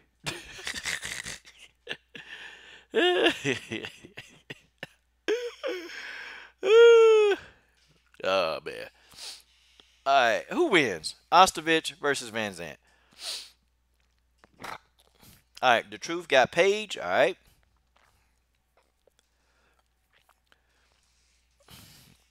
Okay, that's one for Paige. One and one. 1-1 for Paige. Okay. Who's gonna win? Rachel Ostovich versus Paige. Okay, that's 2 for Paige. Rachel has quit in her. Paige doesn't. Yeah, Paige don't. Okay, it's a draw. Don't worry. Be happy. Okay, all right, Ostovich. Okay, one person for Ostovich. I'm for Ostovich, so that's 3 and 2. If Rachel can push it, okay, it's 3 and 3. Okay, 3 to 4. Rachel Ostovich, 3 to 4, or 4 to 3. Rachel Ostovich. Okay, all right. I'm one of the 4 people who I count myself too for Rachel Ostovich, so I think Rachel can do it. If she can't beat Paige, it's time to hang it up, buddy. Time to hang it up. Rachel Ostovich, though, I don't know, man. She's just not developed. Okay, her wrestling is pretty good. Okay, 5 to 3, 6 to 3. Okay. So Rachel Ostovich should be who it is. Should be the winner. Okay, according to this chat, the overwhelming poll, Rachel Ostovich should be able to defeat, Paige Van Zandt. I will see. Okay, let me ask y'all another question then. Let me ask y'all who would win this particular fight. Okay, let's check this. Okay, all right. Who do you think would win? Okay, and there's another fight that's coming up on the horizon. Okay, all right. Hold on, I'm trying to find out the fights. Hold on, guys. Y'all give me a second. Give me a quick second here, okay? Do-si-do, round and round. Look at the self, you're going to ground and pound. Oh, sorry. Okay, all right. I will not ask about Montano Shevchenko. I'm not going to ask about that fight. Okay, Karolina Kowalkiewicz versus Jessica Andrade, okay? Who wins that fight? Karolina versus Jessica Andrade, okay? That'll be the next one. He said Rachel fought KKK Lee. All right. Karolina Kowalkiewicz versus Jessica Andrade. Who is going to win that fight? Yeah, Lee beat up, man. Lee beat the crap out of her. Okay, 1 for Karolina, 1 for Jessica, 2 for Jessica, 3 for Jessica, 4 for Jessica. Okay, 4 to 1 in favor of Jessica. Wow. Okay, I want KK to win. Okay. That's fine. 4 to 1 for Jessica Andrade. Wow. 5 to 1. Yep, George. 6 to 1. 6 to 1. 7 to 1. Okay. 7 to 1 Jessica Andrade. God, could you imagine the odds if these are really the actual odds? The odds are similar to what we think on this channel. Like, it's crazy. Okay, 7-2. Benji is in the building. Benji is right here in the building. 7-2 for Jessica Andrade. Love KK, but Andrade is gonna pick her up, and yep, yeah, I think Andrade gonna ragdoll this girl, man. I'm a KK fan. I'm a huge Karolina Kowalkiewicz fan, and I probably got to do a film study on her too, man. Soon. I'm behind on a lot of stuff, man. It's film studies, my top 10 women, man. Jeez, man, I'm so behind. It just worked too much, man. And then now, month of September, I'm gonna be ultra busy. Okay. All right. All right. Rugby Queen, she has to go. That's my sister from another mom. Rugby Queen. Thursday night, girl, or tomorrow night, or whatever night, girl. We gonna get in here and do it, okay? I'm finna go here in about 15 minutes myself. Okay, ragdoll technique all the way. And go subscribe to Rugby Queen. She does make videos, and Rugby Queen goes all the way in. Boy, it's funny. Okay, Carla Esparza versus Tatiana Suarez. Okay, what are you guys' thoughts on that fight? Carla Esparza versus Tatiana Suarez. Now that's gonna be a good fight. It's gonna be a good fight. These are all true stories. Gosh, am I yawning? I did yawn. I'm not bored with y'all. You guys are awesome. Tatiana Suarez versus Carla Esparza. Who y'all got winning? Let's look. Let's see what the. Okay. Okay, 1-0 Tatiana, 2-0 Tatiana, 2-1 Tatiana Suarez. Okay. 2-1. One for Carla Esparza. Bluebird got Carla. All right, who else we got? Okay. Carla's getting smoked. 3-1. Okay. 3-1, 4-1. Suarez. 4-2. Okay. Tatiana Suarez. Okay. Esparza pretzels everyone. Suarez 5-2. God almighty. 5-2. Tatiana Suarez. That's who people think gonna win the fight. Those are the odds. 6-2. 6-3. Leon Dubbison got Cookie Monster. Yeah, man, she might need to turn into the Cookie Monster boy to beat Suarez. 7-3. I'm going with Suarez. So the odds are 7-3. Okay, here. So yeah, man. Yeah. Leon, I agree with that. Karolina Kowalkiewicz may be forced to take a few trips. Yeah, man. She may have to trip her up a little bit. Guys, that's how it is. Okay, guys. Part of the show today, we're gonna do some trivia. Okay. We're going to do a little trivia. I know y'all ready for trivia, okay? All right. We're going to do some trivia. Now, when I say trivia, okay? Trivia will just be questions, okay? Questions, okay? And guys, when I ask these questions, okay? You can answer, okay? And yes, Google is allowed, but the person who wins the fastest, okay? The person who the person who wins the fastest, okay? Then it'll go for you, okay? And we'll just tally up who's winning the fastest, okay? Okay. All right, the first question, okay? The first question. Who is the first hold on. Okay, who is the first fighter to ever be signed by the UFC? Who is the first fighter to ever be signed by the UFC? Okay, let's see if y'all get that. Okay, the first fighter to be signed by the UFC, the first woman's fighter. Who would that be? I know some of y'all know. Trivia, baby, trivia. Tank Abbott, good one, Benji. No. Oh man, y'all crazy. Y'all crazy, okay? Boy, y'all crazy. Oh, man. Who was the first fighter to be signed by the UFC? Exactly. Good job. The first person I saw was Stewie, okay? Stewie is in the lead right now, okay? It was Ronda Rousey. No, it was not Liz Carmouche. She defeated Liz Carmouche and she was given a belt, okay? She was given a belt after she defeated Liz Carmouche. Okay, who is the youngest female fighter to ever win a title? Who's the youngest female fighter to ever win a title? Who is it? The youngest female fighter to ever win a title. I know y'all know this, okay? The youngest women's MMA fighter to ever win a title. Rose, nope, not Rose Namajunas. I'm talking about of all MMA functions, okay? No, y'all saying Rose. It ain't Rose Namajunas. Rose Namajunas is not the youngest champion ever, okay? She's not. No, it's not Thug Rose. You know what? I would think it'd be Thug Rose. But no. Let's say for all of the UFC factions, okay? All of the UFC factions, okay? Nah, it ain't Mazo. Mazo, good guess. Okay, Angela Unstoppable Lee, Lace Hatcher. Lace Hatcher got that one right, guys. It's Angela Unstoppable Lee. She is the youngest, okay? The youngest fighter to ever get inside of an octagon and win a belt, okay? Okay. Okay, now, what is the age, okay?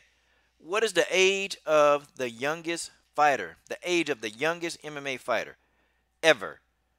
And what's her name? Okay, the age of the youngest MMA fighter there, okay? What's her name? Okay? What is her name? I know y'all know her name. You got to know her name. The age of the youngest MMA fighter. Okay? I know y'all know it. Let me see who finna answer. Okay? No, not 21. No, not Gomez. No. Heck no. Gomez ain't the youngest. Gomez is 17. She won at age 17, but no. The youngest MMA fighter, female MMA fighter to win. Okay? The age of the youngest fighter. And then I'll ask you what her name is, okay? What is this girl's name? And how old was she? I know y'all know. Come on, y'all. I know because I talked about this. I know y'all remember this, okay? Come on. And you can use her nickname, okay? You can use her nickname. He said Mia Schreiner. No. It's not Mia Schreiner, okay? It's not Janice Gomez, okay? Okay, y'all give up, okay? I'm going to tell y'all. It's a fighter named Momo, okay? Y'all remember Momo fought the 24-year-old, okay? Farazan, y'all remember that? She fought and she beat a 24-year-old, okay? Momo went in there and beat up a 24-year-old woman, okay? Who was, like, 3 and 4? No, she was 2 and 3, okay? It was Momo. Wow. No, it ain't there yet. Y'all crazy. She said the Bullet. Momo was 12 years old, okay?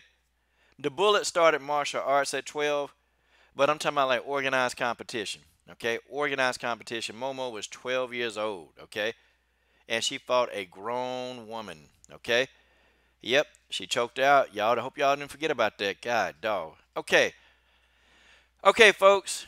This is going to be a big one, boy. Let's see if y'all can get this, okay? All right. Currently, in the UFC, okay? In the UFC right now, okay? On paper, documented, okay?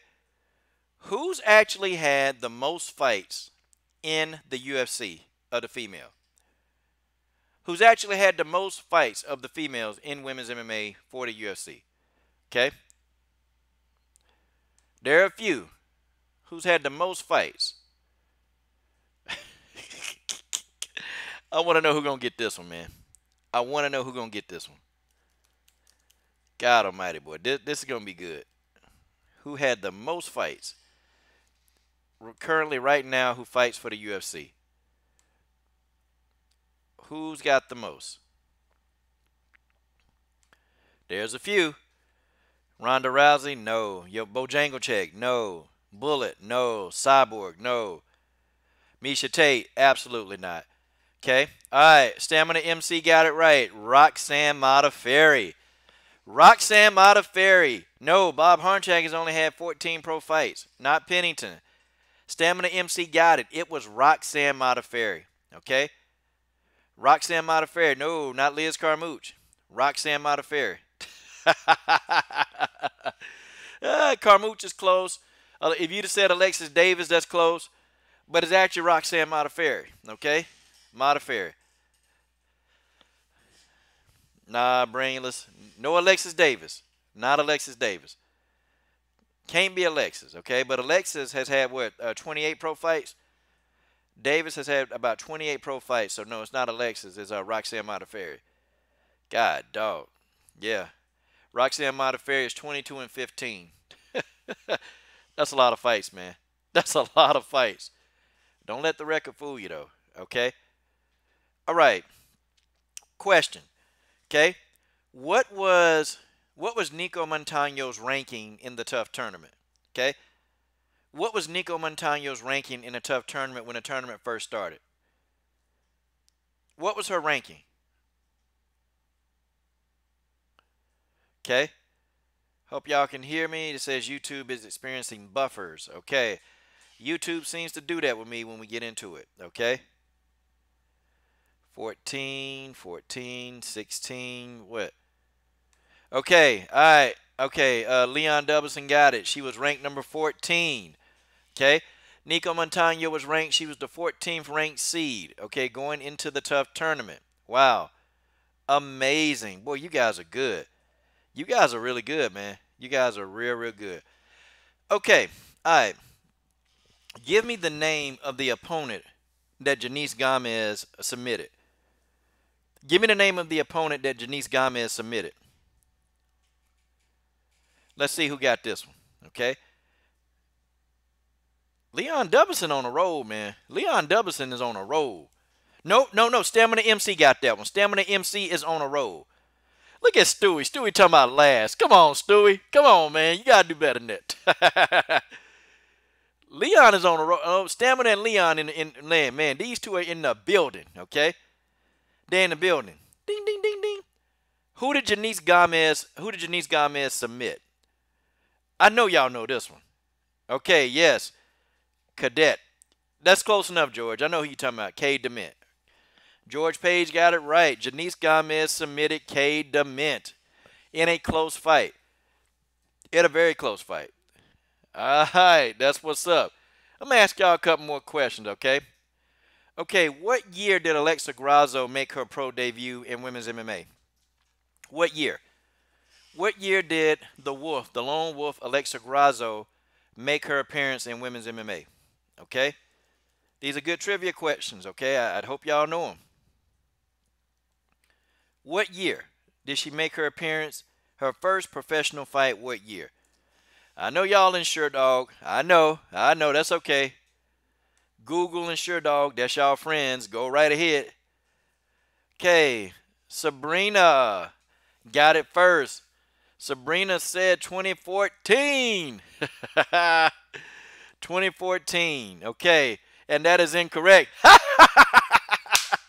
Gotcha. Messing with you, Sabrina. It is 2012, and that's by Stewie Griffin. Messing with you, Sabrina. It was 2012, though. I was trying to make you feel good about yourself. Yes. She made her debut in 2012.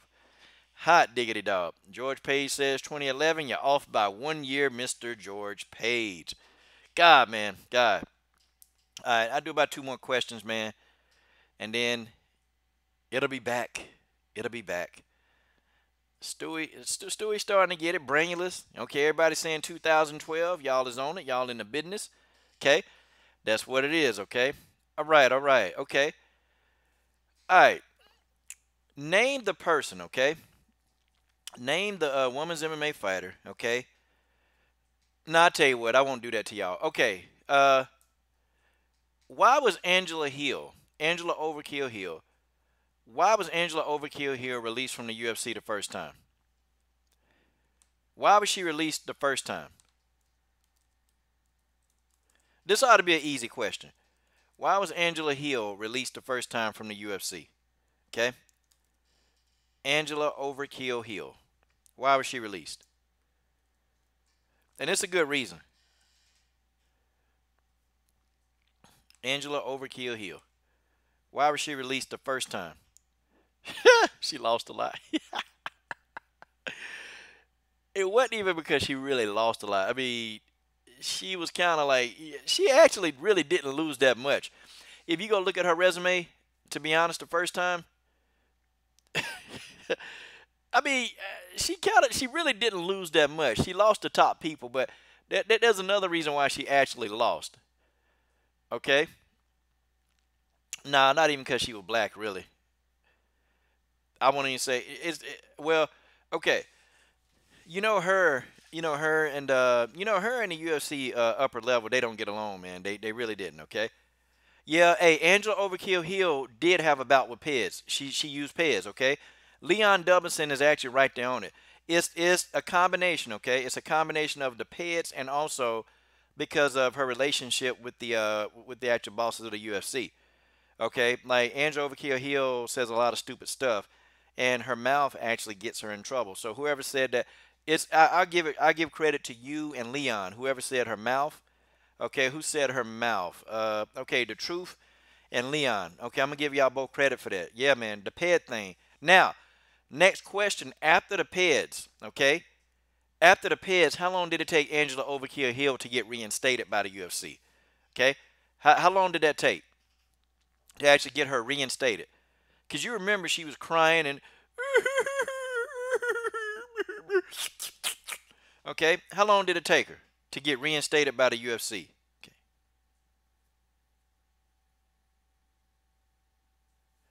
Because she had to go to Invicta.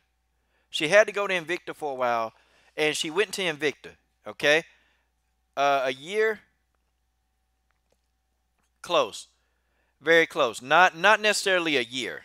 Okay, close, Leon. Leon, you're very close. No, it wasn't 2 years. Not that long. Okay. Nope, it was 9 months. Okay, it took her 9 months to be reinstated, and actually the suspension started. Okay, and then she fought some fights in Invicta. And they allowed her to fight in Invicta. It's kind of crazy. And then when she started crying, remember she was crying and said she had about 3 months left. She had about 3 months left on her suspension, and she was crying because the UFC had accepted her back, and she got online and started crying. Okay, so Leon, yeah, you got it. It was 9 months. She suffered a 9 month suspension. Man, that was brutal. I mean, that was not beautiful, but brutal. It was brutal, man. And I'm sitting here thinking to myself, God, dog, Angela, Angela, what are you doing? What are you doing?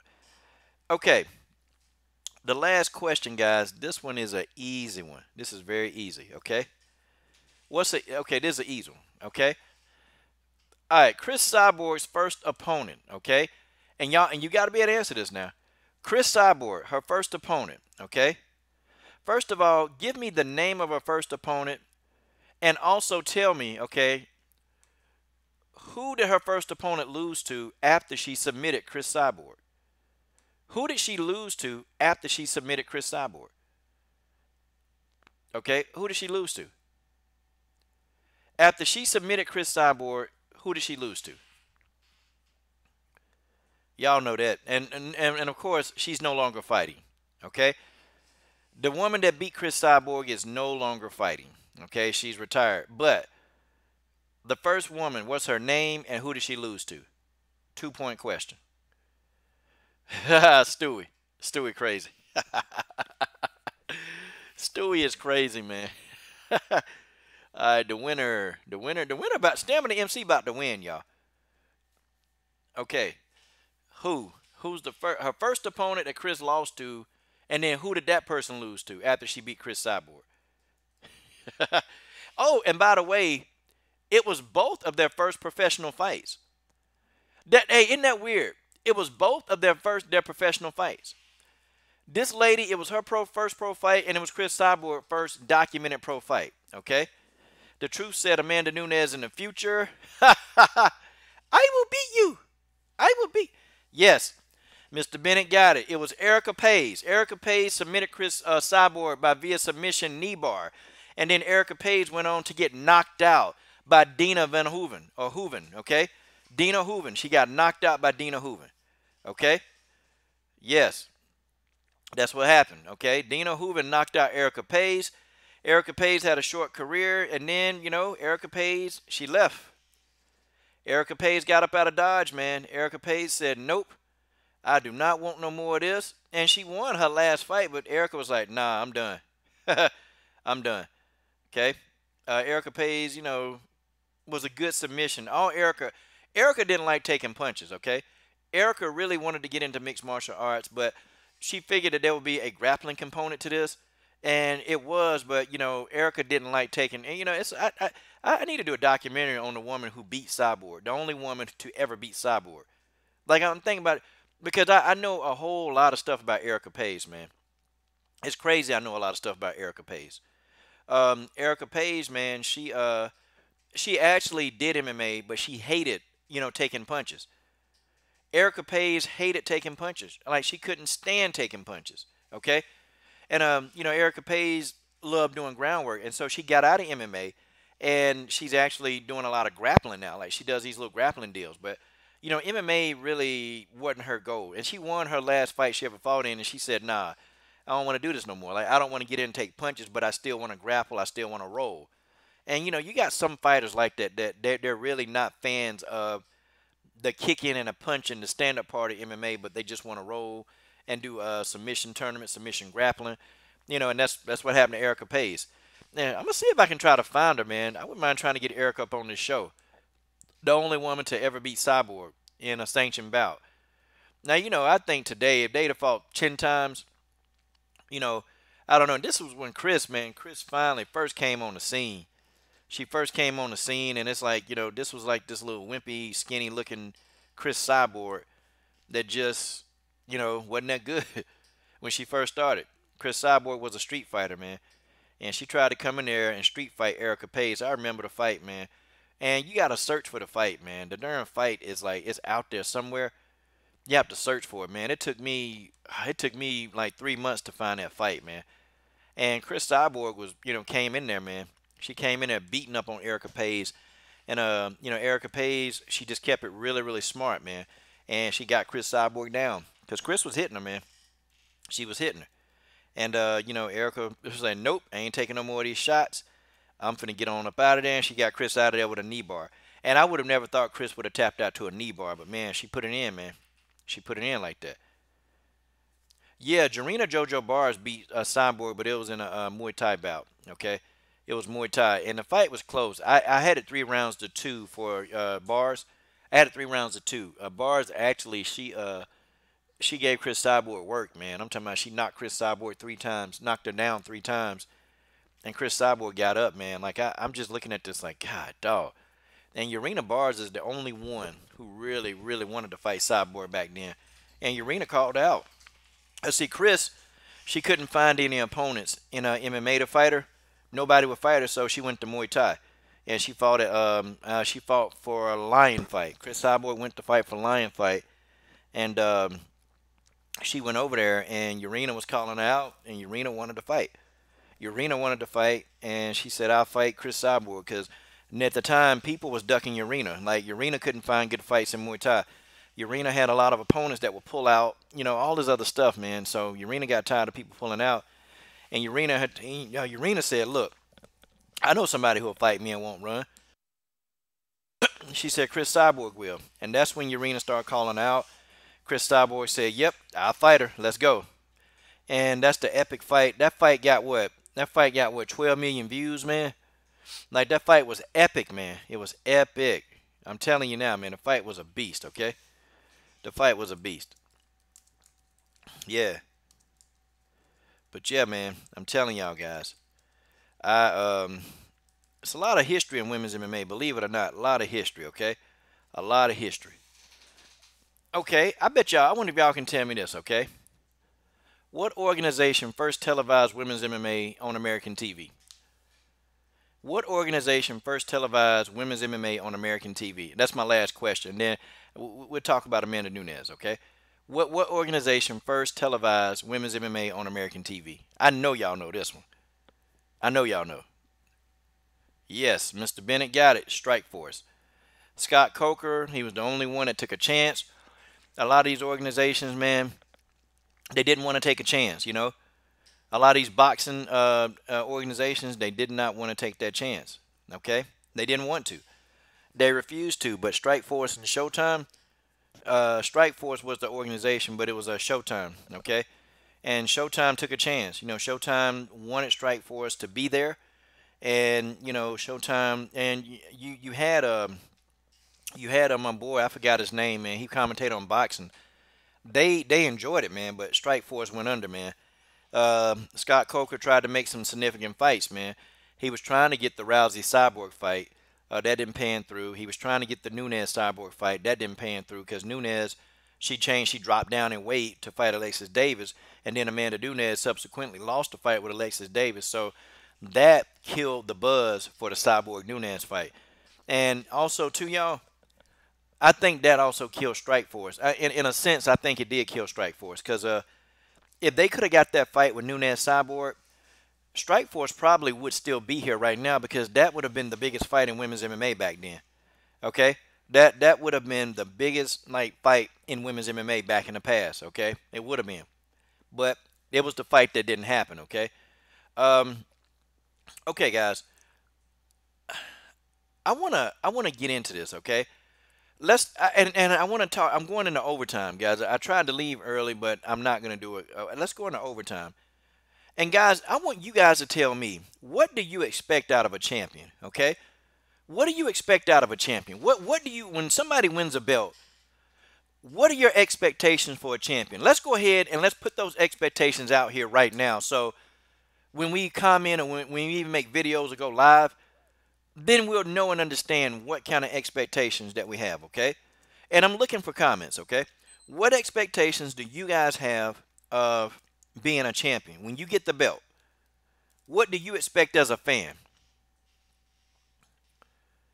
And I know you guys are going to be like right there, okay? Okay, defend it. Okay, now, Mr. Bennett brought up a good point. Defend the belt. Okay, how many times do you want the champion to fight? Okay, to fight the best. Okay, let's keep going. To fight more than once a year. Warren 1008. Okay, he's saying it. To fight more than once a year. No ducking. Someone who keeps on working and goes after the best in the division. Amen. Champion should fight all opponents, win, lose, or draw. Amen. Okay? This is what we expect out of a champion. Okay? All right.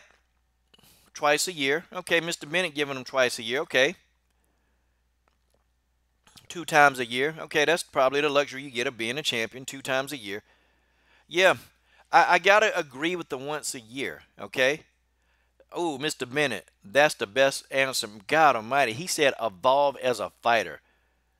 Oh, wow. Evolve as a fighter. Are you, man, that's great. Evolve as a fighter. Yeah, man. Defend the title at least twice a year and fight the rightful contenders. Yeah. Yeah, Leon, because that whole thing that's happening with Ketlin Vieira, that's ridiculous, okay? That's ridiculous.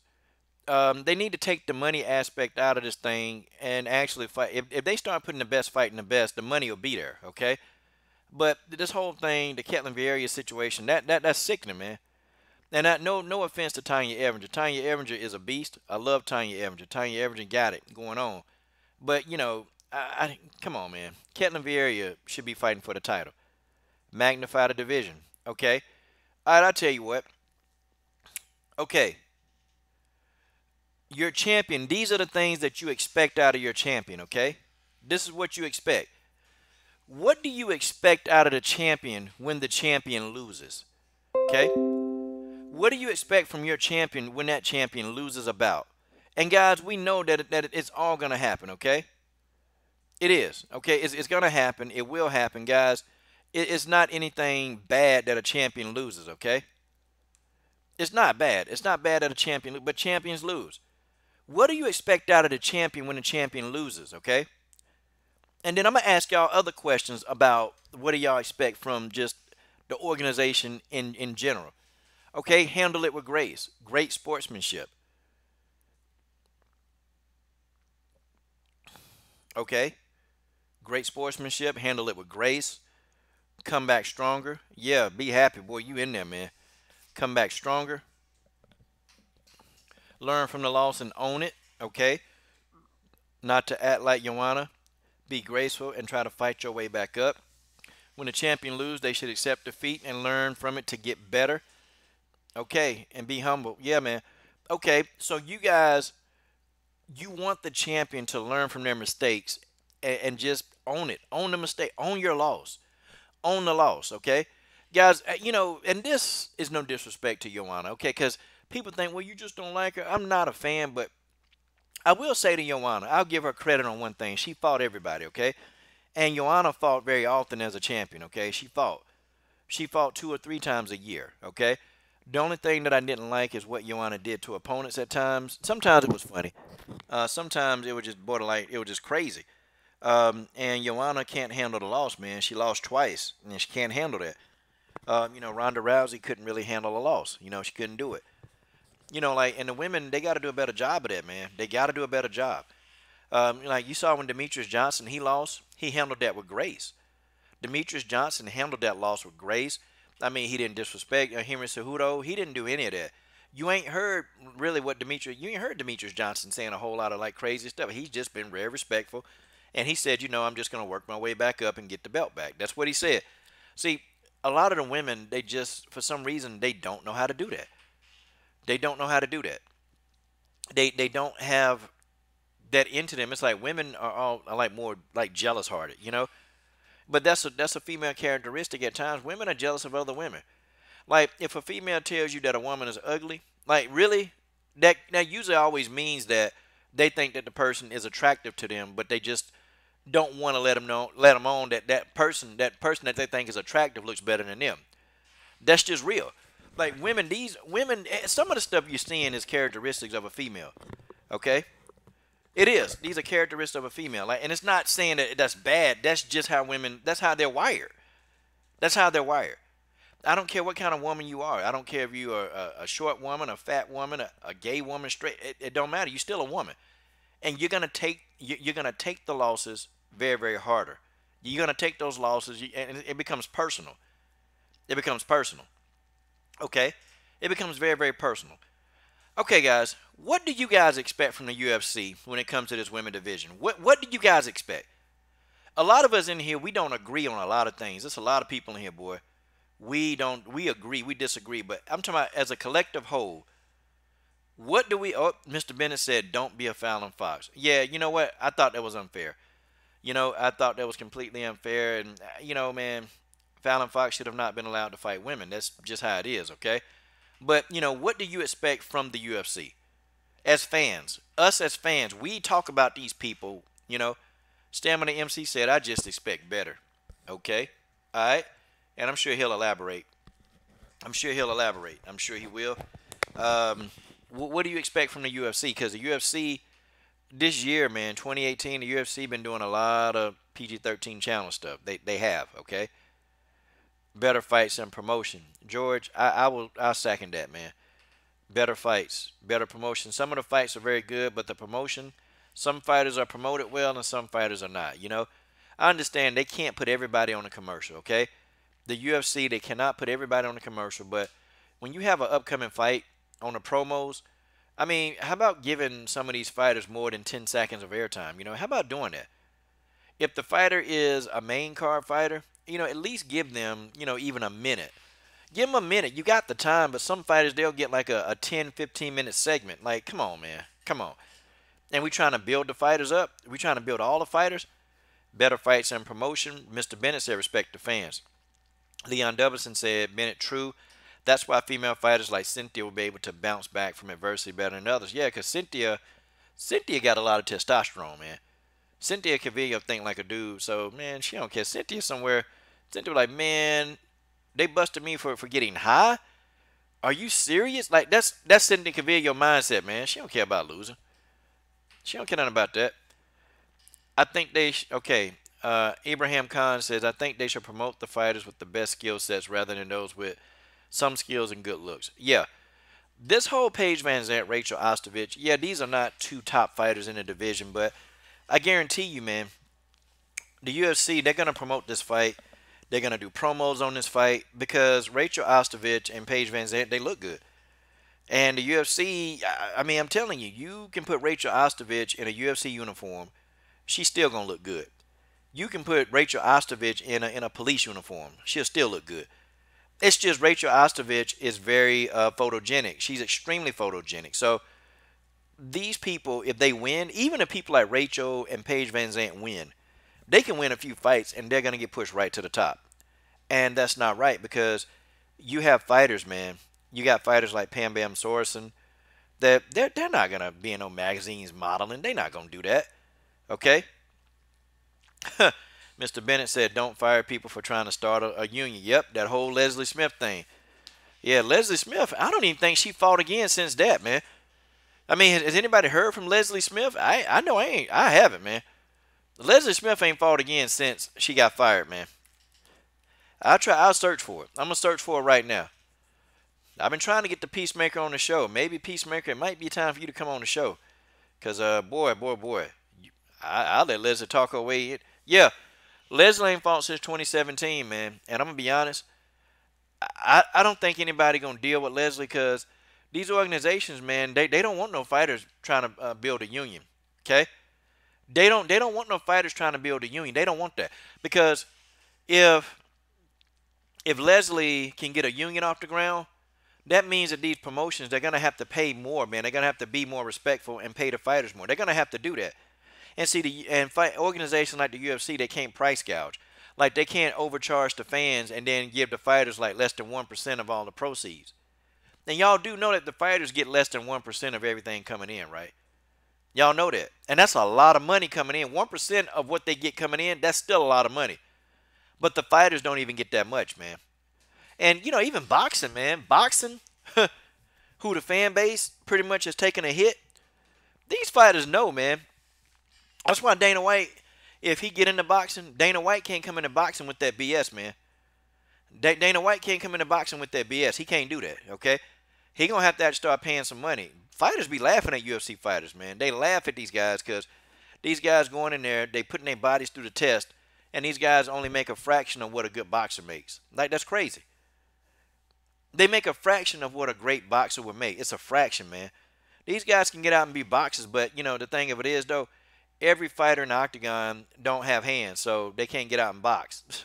That's just how it is. Now, Michael Venom Page, he got the right idea. Venom Page got the right idea because he's actually boxing and doing MMA. He got it. He know what's up. He know that the real money is in boxing, okay? Michael Venom Page know that the real money is in boxing, okay? And so he's going to keep having boxing bouts, and then he's going to fight MMA. That's what he's going to do. That's just how it is, And Venom Page thinking, man, I get both these checks. But these promotions, I don't care who it is, even Invicta, man. Even Invicta, they take advantage of the fighters. The UFC definitely take advantage of the fighters. Bellator, Bellator get their money. But now I've heard a lot from bare knuckle fighting. I heard that bare knuckle fighting, and I'm not really talking about them that much, man, but I've heard that bare knuckle fighting, I heard that they really take care of the athletes. I heard they really take care of the fighters, and they make sure that the fighters, they get the money that they need. Like they pay them. They pay them well. And Beck Rawlins is a star over there now. Like Beck Rawlins got the right idea, man. She got the right idea. She's fighting for an organization that, they want to make her, actually, turn into a star. And Beck Rawlins got some hands, okay? She got hands, and so here go Beck Rawlins, she like, look, I can come over here. Because the MMA part of Beck Rawlins don't do anything. But listen, yeah, you said Mr. Bennett says let the fighters have their sponsors. Yeah, man. Yeah. Y'all know, man. Y'all know when the UFC brought Reebok in and took away their sponsors. But hey, how do y'all get this? Get this. So the UFC, they take away their sponsors. They take all their little sponsors away. Okay? All their sponsors, they take them away, and then the UFC take the sponsors and advertise. Wow. My man Underrated Darkness in the building. Underrated Darkness. Go subscribe to the channel. Go subscribe. Okay. Leon Doubleson says, funny thing is relating to what you're saying, Coach. When PBZ was on Dancing with the Stars, when interviewed about her experience, one of the first things she mentioned was the pay disparity.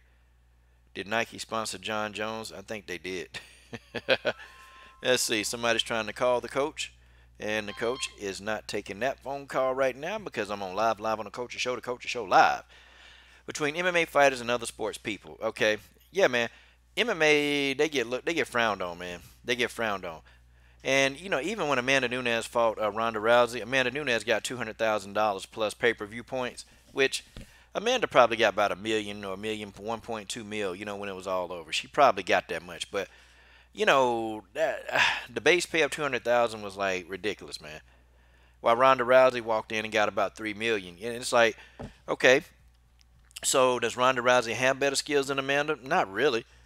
Okay, does Ronda Rousey look much better than Amanda Nunes? Not really. Okay, but the UFC, they've taken this stance that they're going to cater, and I think they need to cater to all the fans. And I'm gonna tell you something: if the UFC took the time to really cater to fans, to all the fans of all, man, you know what? You know what would happen, man? The UFC would be in business. And I'm gonna tell you, the worst thing that they did was they cut Ren Nakai. That's the worst thing. When she lost to Misha Tate, they cut Ren Nakai. Like, how was it, man? You could have got the Japanese market invested into the UFC. You could have gave Ren Nakai some really weak opponents. Okay, you could have gave her some opponents, and you could have gave her some opponents that she would have a chance to beat. Get the Japanese market on your side. Okay, get the Japanese market on your side. Okay, well, no, she fought Leslie Smith. Well, 2 fights. Okay, 2 fights, and then she's out. Like, what is that? What is that? Are you serious? Are you serious? And now, Ren Nakai, Ren Nakai doing her thing. She doing her, look, Ren Nakai don't beat what, Ju Young Kim? She was in the UFC? Come on, man. Come on. It gets stupid after a while. You give people a chance, man. And, Ren Nakai got victories over people like Tara LaRosa, who's a trailblazer. Got Sarah D'Elio. She's not a garbage fighter, man. It's just she wasn't skilled enough to beat Misha Tate. Okay, she wasn't skilled enough to beat the likes of a Leslie Smith. She wasn't skilled enough, but she's not garbage. But it's like certain fighters, you give them 2 fights. The UFC market would have been booming if they would have kept Ren Nakai in there. And it's dirty, man. They bring these fighters in and they do them dirty. Okay? And then the Brazilian fighters, I think the Brazilians as a whole, and even Brazilian and black fighters, how they're treated sometimes, it's not good, man. It's not good. The UFC can do better. They can do better. They can do better, man, to make these people likable, or just do more to promote. Do more to promote. They can do, but and that's the reason why Angela Unstoppable Lee is like staying with the one championship. Like, why is she gonna come over here, man? And then there's a chance if the fight not entertaining, or if she lose, then she get cut. Fighters like King Rayner, they happy at Rising. King Rayner ain't trying to go nowhere no time soon. Not really. She did say she want to fight Cyborg, but King Rayner not going anywhere no time soon. It's like, why come over here, you lose a fight, and then you're out? Okay?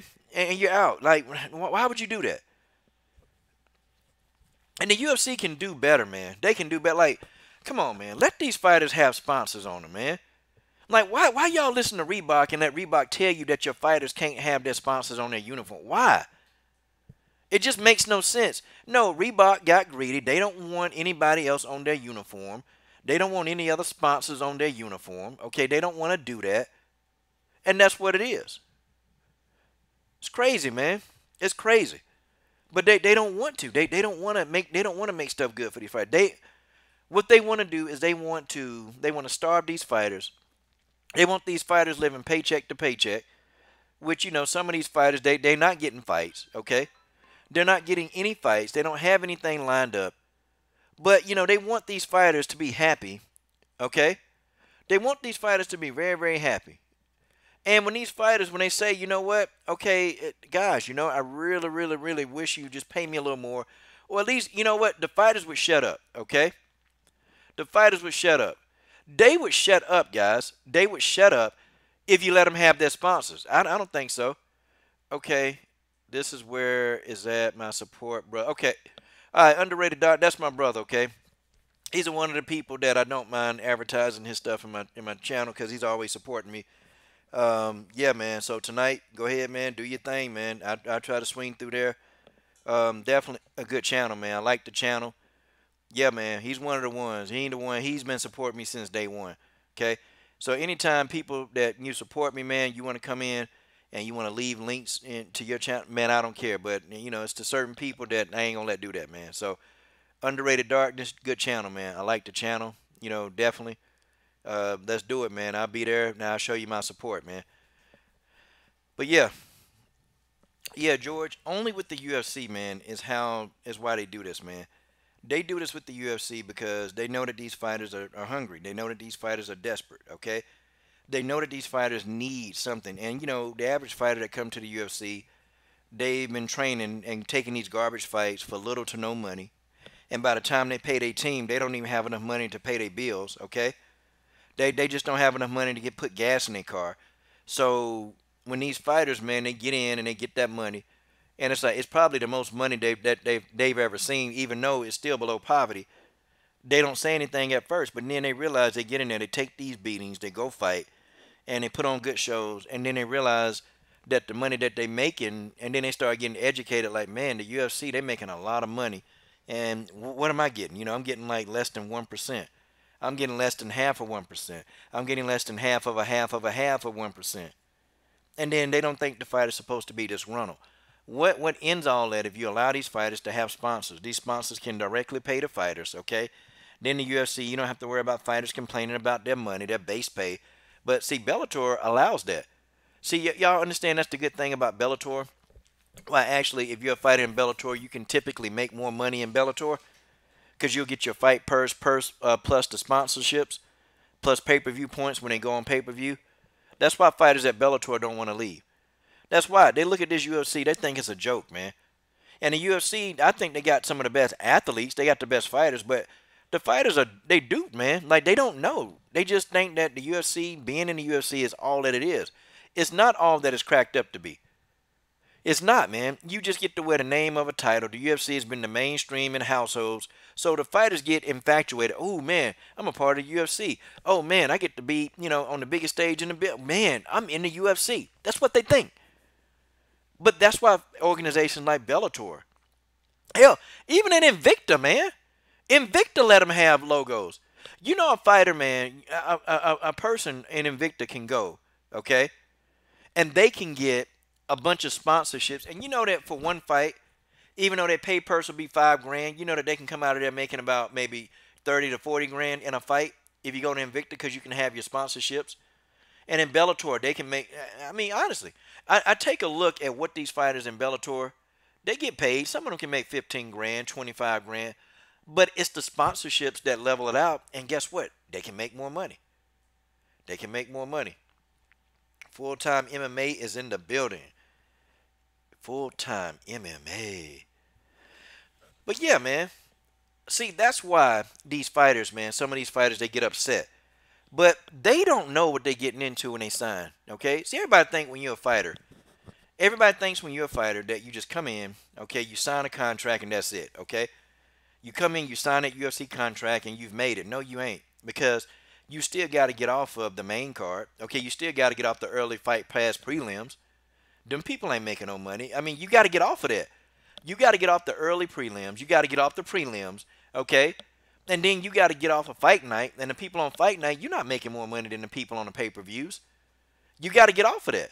You got to get off of free TV and get into pay-per-view to actually make some real money in MMA. Other than that, you ain't making none. That's why I be laughing at some of these fighters, man, when I ask them, can I interview them? And these are people, we know who they are. They be on the early prelims, and they'll say something like, well, I don't know if my manager, or yeah, talk to my manager. I'm like, and I be telling these fighters, I be going in, I'm like, girl, look here. Ain't nobody interviewing you anyway. Like, nobody is interviewing you any day. Nobody's interviewing you. So what do you care? Come on and get some free promotion. But these fighters, they don't get it. They just, you know what? If I was a fighter, I would come to this channel. I would ask full time. Look, man, I need you to interview. I would go to guys like him and say, interview me. I would come to guys like me, and I'm not, trying to be arrogant, but I would do it because I'm gonna interview you. You're gonna have fun. I'm gonna promote your bout to the casual fans. Okay, people are gonna get to see it live. Okay, you're gonna be there live stream. And but these fighters, the ones coming in, they don't get it. They just don't get it. It's something that they keep missing. The screws are loose when you talk to them. The screws are loose. And I'm like, God, dog. Do you not know, like, I've interviewed so many other fighters. Like, I've interviewed. They don't get it. And then, yeah, and they got to work these jobs, man. They got to work jobs. They got to work jobs to make ends meet. And fighting, they can't concentrate on fighting full time. They can't do it. They can't concentrate. They can't be full time fighters. They don't have it. They can't do it. So that's the whole thing. That's what happens. It sucks for these fighters, man. It absolutely sucks. And but it's amazing how people like I talked to Denise Killholt. She was like, I don't want to leave Bellator. And I'm like, but yeah, what if the UFC came knocking? She said, yeah, that's cool, but I'm gonna stay with Bellator because the money's better. Because she can make more money. She can have sponsors. The sponsors can go on her uniform. She can get that side money. Okay. Yeah, Mr. Bennett, them gym, man, they got to pay them gyms out the wazoo, man. You got to pay them gyms out the wazoo. Them fighters, man, they don't get to keep that bank like that, man. And luckily, the sparring partners they preparing for a fight, so it's an even trade-off. So you don't have to pay you don't have to pay all your sparring partners. You ain't got to do that, like because they're preparing you for a fight and you're preparing them for a fight, so it's a trade-off. So sometimes you don't have to pay your sparring partners. You just unless you have to bring them in from somewhere, then you got to pay them. You got to pay them. It's crazy. The gym dudes, yeah, the gym dudes are ridiculous, man. You got to work out a deal, man, like a pro deal with some of the trainers in there, man. I'm gonna tell you what I would do if I had a gym, man. I would make the dudes they get the best. I make the dudes like nominally like affordable. I make them so nominally affordable, man, that these fighters they would flock to this gym, and I have some of the best people in the gym.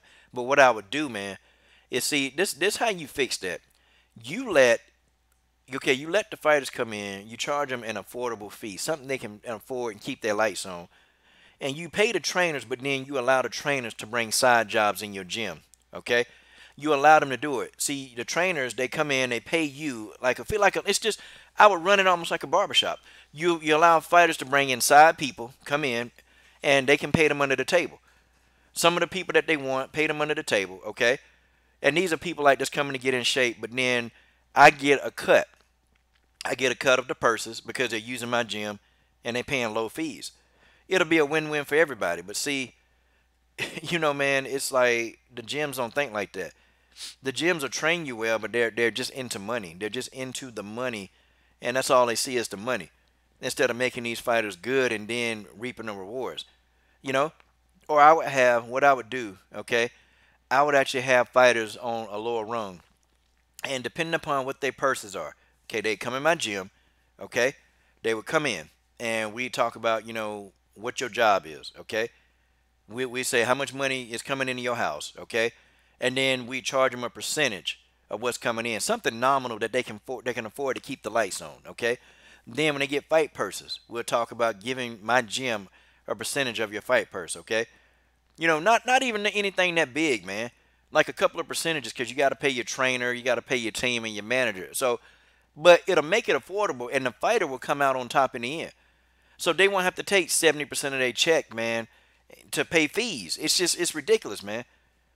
They don't get to keep all that money. People know, oh man, they're getting $1 million. Well, out of $1 million, do you know that the fighter probably they're gonna keep about out of $1 million, they'll keep 250,000. People don't know that because you got to pay your taxes, you got to pay your team. I mean, you got to pay you got to pay everybody. Yeah, you got nutritionists. See, if it were my fighters, I'd be the nutritionist. See, I'm gonna tell you what the Lobo Gym do, man. See, and this is ingenious, man. They keep everything in house. With the Lobo Gym, they keep everything in house. Okay, it's a family thing. So Alexa don't have to spend all her money in training fees. Everything's in house. Everything's in house. It's like a family there. They do everything for the fighters. So guess what? Guess who wins? The fighter wins. They're not coming out of the wazoo. But if you go to places like American Top Team, well, you pay it. You got to pay. You got to pay out the wazoo to be there. If you go into the Jackson Wink MMA, oh yeah, Lordy jeez, you got to pay. When I tell you you got to pay, you got to pay. That's just how it is, okay? You got to pay, man. I can't even see it, man. I know, and I know people in the Jackson Winkle John gym. They live there. They pay the fees to live. Dude, they got to do odd jobs, man, to actually stay there. It's crazy, man. It's expensive. So now you got Reebok coming in, taking most of the money, and it becomes to be a chore, man. It becomes to be a chore, and it becomes to be something like you start thinking, man, I want to be a fighter. I love fighting, but the UFC could do a lot better, man. They could do a lot better. They could do better. Even put into the contract, man. And some people too. Part of it is your manager, because your manager can negotiate the fees, like your pay, also to incorporate paying your team. But some fighters, they got a crap manager. Their managers don't know what they're doing, and man, I feel bad for some of these fighters. I feel real bad because they just don't have the right people behind them. I need to be a women's MMA manager, man. Like for real. Okay. Mr. Bennett says we have an ATT NIM BJJ is $150 a month. You can only train for like 2 or 3 hours a week. Man, that's crazy. That's crazy. See, I would take that same money and just give them just give it unlimited. Just let them come in and train. Let them come in and get the work they need. That's what I would do. Just let them come in and get the work that they needed. Not including striking. See, I would include striking, man, for like 300 a month. Man, if I get like what 100 people in there, man, that gym, man, everybody and their mama be at their gym. But see, that's just me, man. Make the stuff somewhat affordable, man, or give them a whole package, man. Give them a package for everything. Give them $500 a month for a package. Okay? Yeah, man. Some fighters, man, they just need to manage it, man. Some fighters, though, they're not smart enough to do that, though, George. Some fighters are not. They just don't have it in them. Oh, I manage some fighters. I manage them, and you know what? Because I play hardball, man. If I honestly knew how that worked, the business worked, I would actually start managing fighters if I knew it. If I knew exactly what to do, if I had a background in that, and I don't know, maybe it's not too late to do it, but I would only manage specifically women's MMA. I would do that because they don't have a lot of representation. Okay, like they don't have a lot of representation. They don't have it. And then too, I would also be their PR. Okay, I be their PR. I be their PR, and I tell them straight up, like, look, this is what you say. Now, look, you want to fight this girl, but look, we ain't fighting her right now. It's too early in your career. No, you got to say, look here. Oh yeah, oh yeah, oh she want that work, she get this work. I'm gonna get me a couple more fights, and we're gonna get this thing popping. We're gonna get it cracking. I ain't ready right now. I gotta sharpen up on some things. You see how that sound to the good fan? Don't sound like ducking. Oh yeah, she want to fight. Yeah, she want to fight, but right now, just ain't time yet. See, that's what happens, y'all. And this it's a good thing. Y'all see what I mean? Y'all see how good that this could honestly be. I would give them expert advice, man. Expert advice on how do you talk to the fan. I do it. I don't know, Leon. I mean, I just don't understand the old nuances, man. Yeah, I would probably have to talk to Roger, man. It'll be some fighters, man, that I just want to just help them, man, because I know they need help. Even some fighters I've interviewed, man, and I'm just like, gosh, why are you not bigger than what you are? And I'm sitting here shaking my head like you could be big. And I'm sitting here looking at these fighters. I'm like, you got so much potential. You got so much upside to you that it's crazy, but they're just like nobody wants to take a chance on female fighters. They just don't want to do it because they don't want to. They don't think that they can recoup the money that you have to spend out. Man, God Almighty. I would do. You know what? And maybe it's something I need to do. Maybe it's something I need to do. Maybe I do need to get into that. Maybe. Maybe I need to do it. I don't know. I don't know. 135 a month just for BJJ and it's for 2 or 3 hours a week, man. That's ridiculous, man. And you know what? I can go around the corner from my gym to open gym and do it for free. Some gyms have a point where they have open gym, but they don't tell you about that. See, I kind of just went in there and they knew me and I told them, look, look, here's what I do. Okay, you want to come to my gym? You want to come and get some free sessions from me? And they said, oh, we don't need that, man. We got open gym. You want to come in here and roll? Oh, okay. I can come in there and roll. Yeah. Oh shoot, that's what I do. I go roll. It be different people, man, and just different people I roll with over there sometimes. It's fun. It's fun. Them dudes crazy, but yeah, man. Yeah, I would, man. I would lead these fighters down the path. I give them all their money. I wouldn't take that, man. I'd probably take some managers take 10%. It'll be a side gig that I work hard at. I take between 5%. Give them their money, man, but have them promote it right. Have them promote it right. Like that's the thing, man. The problem is, man, that people don't want to take a chance on women's MMA. They don't want to take a chance on these fighters because they don't think they can get the money. But see, it's all in how you present the product. It's all in how you present the product. If you look on the screen right here, right now, you would think that you're looking at all models. I just didn't put Kayla Harrison and Chris Cyborg in a bikini, but I wanted to prove a point. Okay, I wanted to prove a point, y'all. That you know what? We had about 40 people in here. Normally on average I have about 25 to 30 on average. 40 people in here. You don't think that 10 of those people came because they thought that we was talking about something about these women and how they look? Oh, sure they did. I mean, most of the people didn't come in to think that I was really talking about these skill sets, but I did it to prove a point. And if I put Kayla Harrison and Chris Cyborg in a bikini, which I probably could. I mean, people would tune in even more because, listen, it's all about perception. Y'all know that? It's all about perception, okay? If you perceive one thing to be something, if you perceive it, then you're going to think it, okay? I can perceive anything I want, okay? I can perceive it.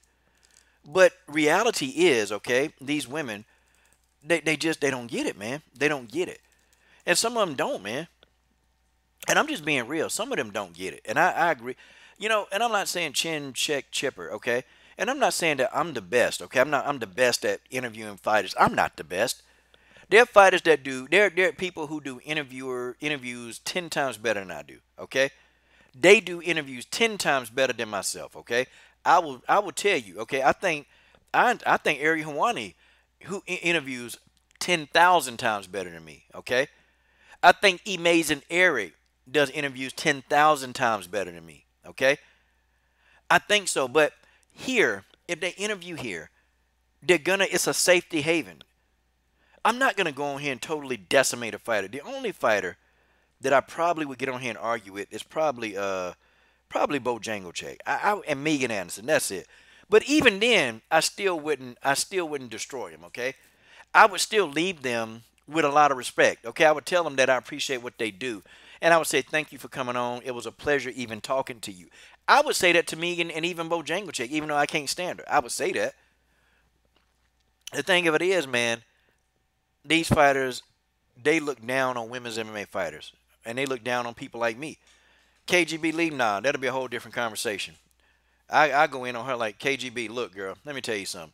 You supported your racist husband? I mean, girl, hey, what you think now? I would go into Andrew KGB Lee.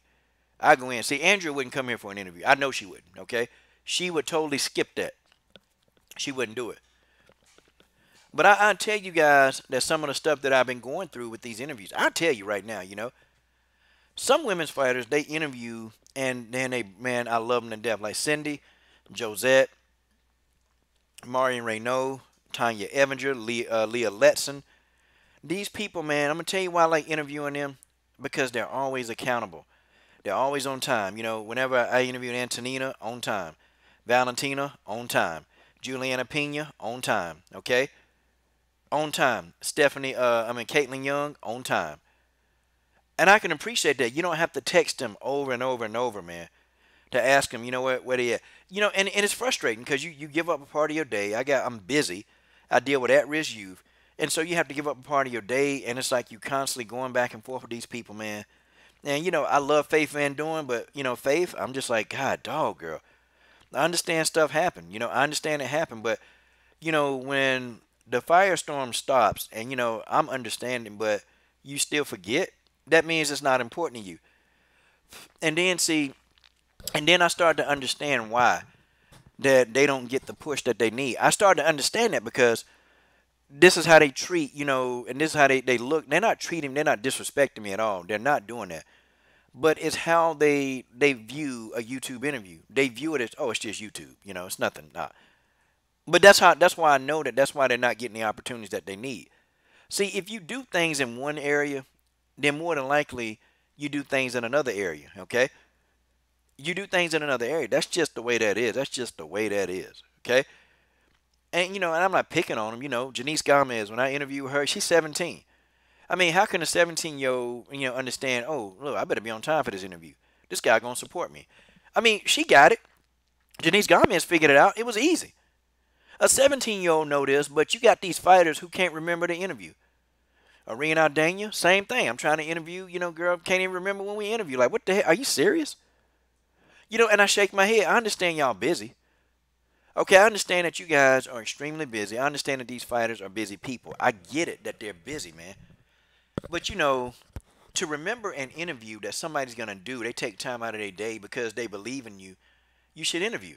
And these women's fight, they're missing the boat. Some of them they are. Some of them they missing the boat. Some of them don't get it, man.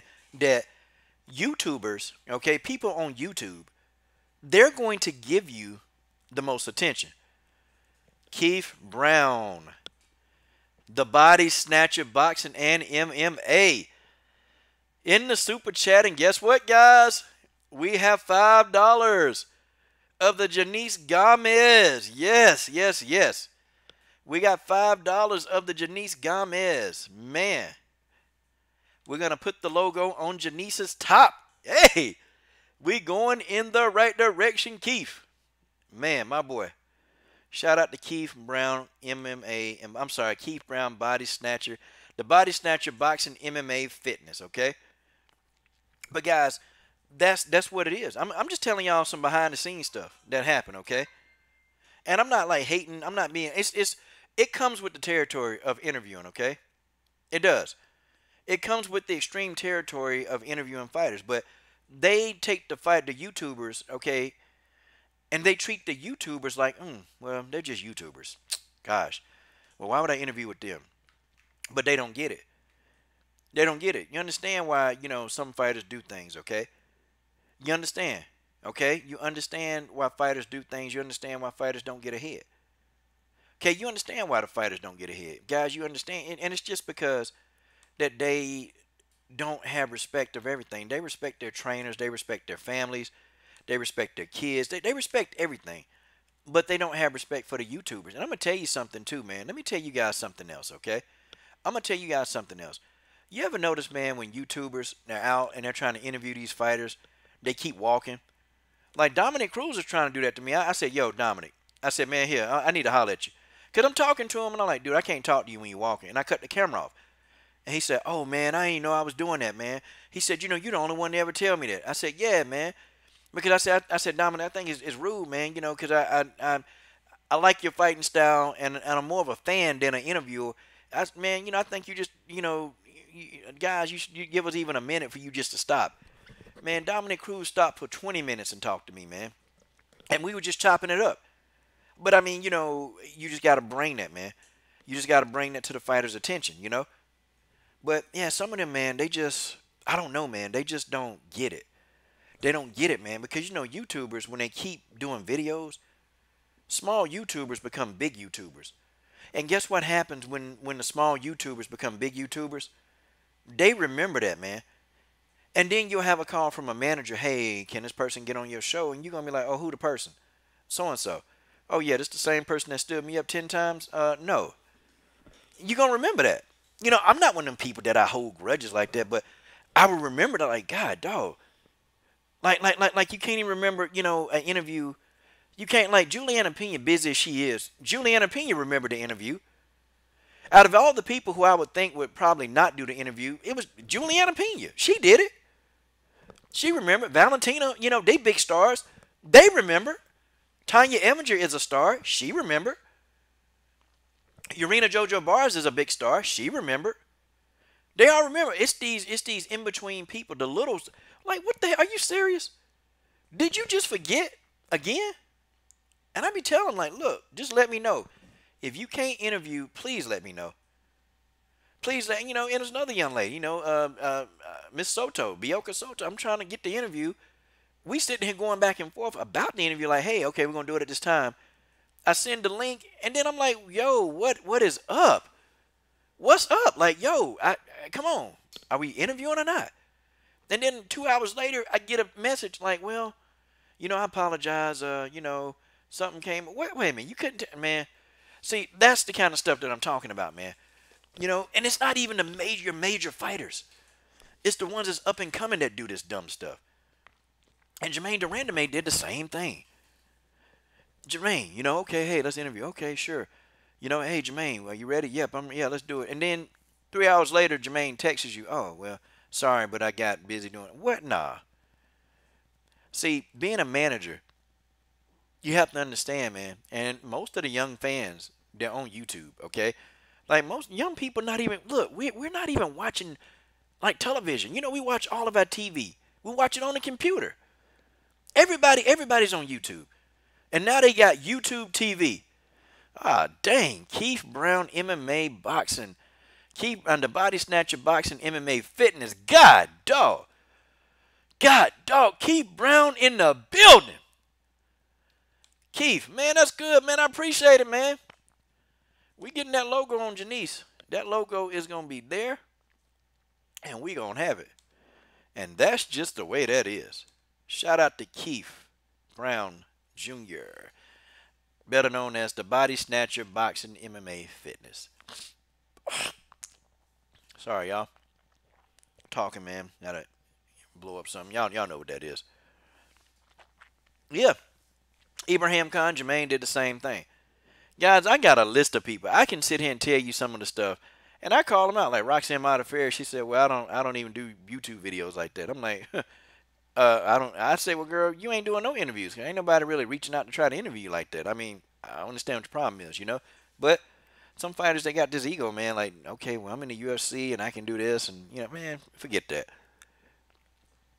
I interviewed Sarge Eubank. She was on time. Like, it gets to a point, man, where you think, do these fighters want to try to push themselves? Like, do they want it? Do these fighters really, ultimately, truly want to be known everywhere? Why do you think? Do you think Roger would have had Valentina on this show? Like, honestly, guys, do you think Roger Allen would have had Valentina on this show if he thought that it wasn't going to help Valentina get to some of the casual fans like us? Valentina have interviews by some of the biggest publications in the world. Why do you think Roger brought Valentina here? It wasn't because he likes me. It's because he knows that this is like an untapped money market that eventually this channel will grow, and I'll be in with the real die-hard hardcore fans that they're going to, Roger want that money too. Roger want that die-hard money, okay? He want that money from the hardcore fans, okay? They want it all. Because Roger's job at the end of the day is to maximize the profit earning potential for his athlete, Valentina. That's Roger Allen's job, okay? His job is to maximize the money that can be earned through Valentina. He's not there to win friends and influence people. Roger's whole job is to make money. And everything that man does is money motivated, okay? He's a money motivated type person. That's who he is. And he's going to make the most money. Even Roger jumping on live streams talking to us, man. And trust me, man, there's a methodology to the madness, okay? There's a method to why he's doing that. Okay, it's not just because, he really he likes all of us, okay? And don't get me wrong, Roger likes to have fun with us, but there's also a method to why Roger would come on, why he would have his best fighters come on this show. I'm biased as heck, but guess who I'm biased towards? His fighter. So he'd be a fool. Okay, he got rolled with Valentina. He gonna give Valentina good coverage. I don't care if the boy don't even know. I don't even care if the guy don't even know what he talking about half the time. He gonna speak good about Valentina, so I'm putting Valentina on the show. Y'all understand like how that makes sense? That's why. And guys, y'all better, man, go subscribe, man. Go subscribe to the Body Snatcher Boxing MMA Fitness, man. Okay, he's about to get close to 300 subs, and guys, we gotta help him get there. Okay, and also too, guys, real quick, I'm gonna put the link in the description to come get this work mobcast every Thursday night. Okay, to come get this work mobcast will be on every Thursday night, and guys, we're gonna talk about the current state of MMA, not just women's MMA, but we're gonna talk about the state of MMA as a whole. Okay, So guys, don't miss that. It won't go as long. Usually we stay on there about an hour and a half. After an hour and a half, I'm getting up out of there because I'll be having stuff to do, man, on Thursday night, so I can't stay as long. But 9 p.m. Thursday Eastern Standard Time. Go subscribe to the Come Get This Work Mobcast. God dog it, man. The Come Get This Work Mobcast, it was lit last time, man. George Page was in there, boy. It was funny. George and Genesis, boy, that was funny, man. Um, you had a Channel MMA with Jay. She was there. Um, Channel MMA with Jay was there. You know, she got lit. I didn't think Channel MMA with Jay would go in, but Channel MMA Jay is a savage, man. And, you know, I think this week Mary Thomas going to be on there. Mary Thomas, boy, if y'all ain't heard Mary Thomas, God almighty, Mary Thomas is like ridiculous, man. She going to be on that thing. But yeah. But yeah, guys, okay, I'm going to ask y'all a couple of last questions, okay? Yep, ESPN's UFC debut, man. We're going to enjoy that, man. PCBH is in the building. Yeah, Jay smart, man. That's a smart girl, man. Jay is extremely smart. I like doing collabs with her, man. Hopefully, man, we can do some interviews together.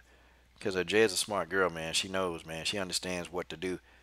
And I know me and Eric, we do interviews, and I want me and Jay to do interviews as well. Because she's smart, man. And she know how to ask the right questions. I already told her, you know, I wanted to do some interviews, and she was like, I don't know how to do that. That's fine. That's fine. Ain't no methodology. I'm going to show you, but we're going to get it. Because she said a couple of things that just kind of had me thinking, man. She's extremely smart. Okay? Yeah, PCBH, man, people don't get their notifications, man. People don't get their notifications. You know, YouTube is doing it, man. So it should be about 100 people in here, man. Really, it honestly should be, but, you know, that's just how it is. Yeah, Eric, man. Eric is doing some big things. Eric working with Disney, man. Like I told you, that boy skilled. He too skilled for YouTube. Eric got too much talent for YouTube, man. He come on every now and then. Like if I do a really big interview, he's gonna come on. Like if I do a major interview, he's gonna come on and we're gonna do it together. But other than that, I won't see him as much, man. Yeah, we can do a collab body snatcher. I'm on for that. Yeah, man. Collab, man. Hey, jump on the Mobcast, man. Jump on the Mobcast on Thursday night. That's for everybody. That's for Thursday night. I don't care, man. You want to come on your channel? I come on your channel and do a collab with you. I don't care. I don't care. You know I got you. You know I got you. Okay. You know I got you right now. Okay. We'll do a collab. But yeah, y'all. Yeah. Channel MMA with Jay. Real sharp sister, man. She extremely sharp. Got like some high end job. She just make MMA videos for fun, man. But she actually real good. She a good commentator. She real good at commentating. She can break down fights. But I think she can interview. She don't think she can. I think she can interview. I think she can. And I'm telling you, man, them interviews gonna be magical. That's fine. We'll get it in. We'll get it in. What was I gonna ask y'all? Okay. Um, real quick, Amanda Nunes. Amanda the Lioness Nunes. Okay. Amanda Nunes. I want to talk about her resume in particular. Okay. I think Amanda Nunes, whether how I feel about her or not, Amanda Nunes got one of the best resumes in women's MMA pound for pound. Okay? Amanda Nunes does.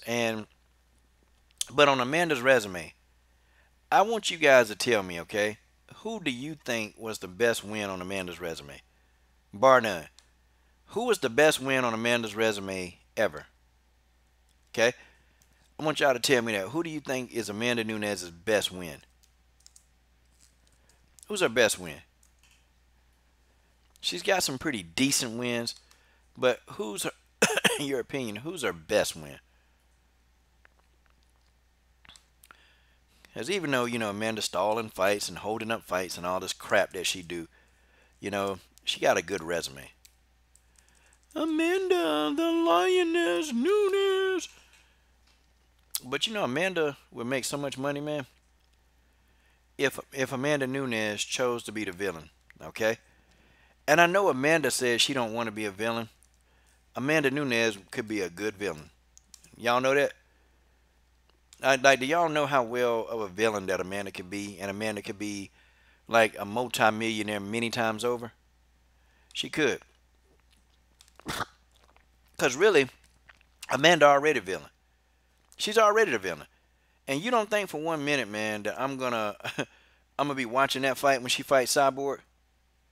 Y'all don't think I'm gonna be watching that fight? Even though I get on Amanda, I'm gonna be watching that fight. I'm gonna be right there watching that fight.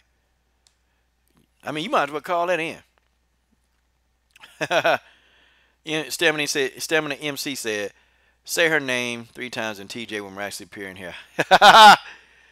Okay, Mary F is in the building. Well, obviously the best fighter Nunes would have to be Shevchenko, but beating Rousey and Tate is pretty huge too. Yeah, man. She's got, Tate and Rousey's big. And Rousey, yeah, she was a former shell of herself. But, nonetheless, she still beat Ronda Rousey in 48 seconds. Oh, man. Okay, yeah, I think her beating the Bullet, I think those are the 2 biggest wins on her resume, bar none. I think those are the biggest wins. I mean, she got some big wins. Okay, see, Amanda Nunes, guys, she's kind of in there with the Trailblazers, believe it or not. Amanda Nunes started young, very, very young fighting, okay?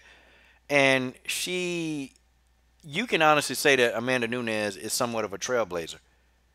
Because Amanda made her first debut back in 2008. Her first debut was in 2008, 2007.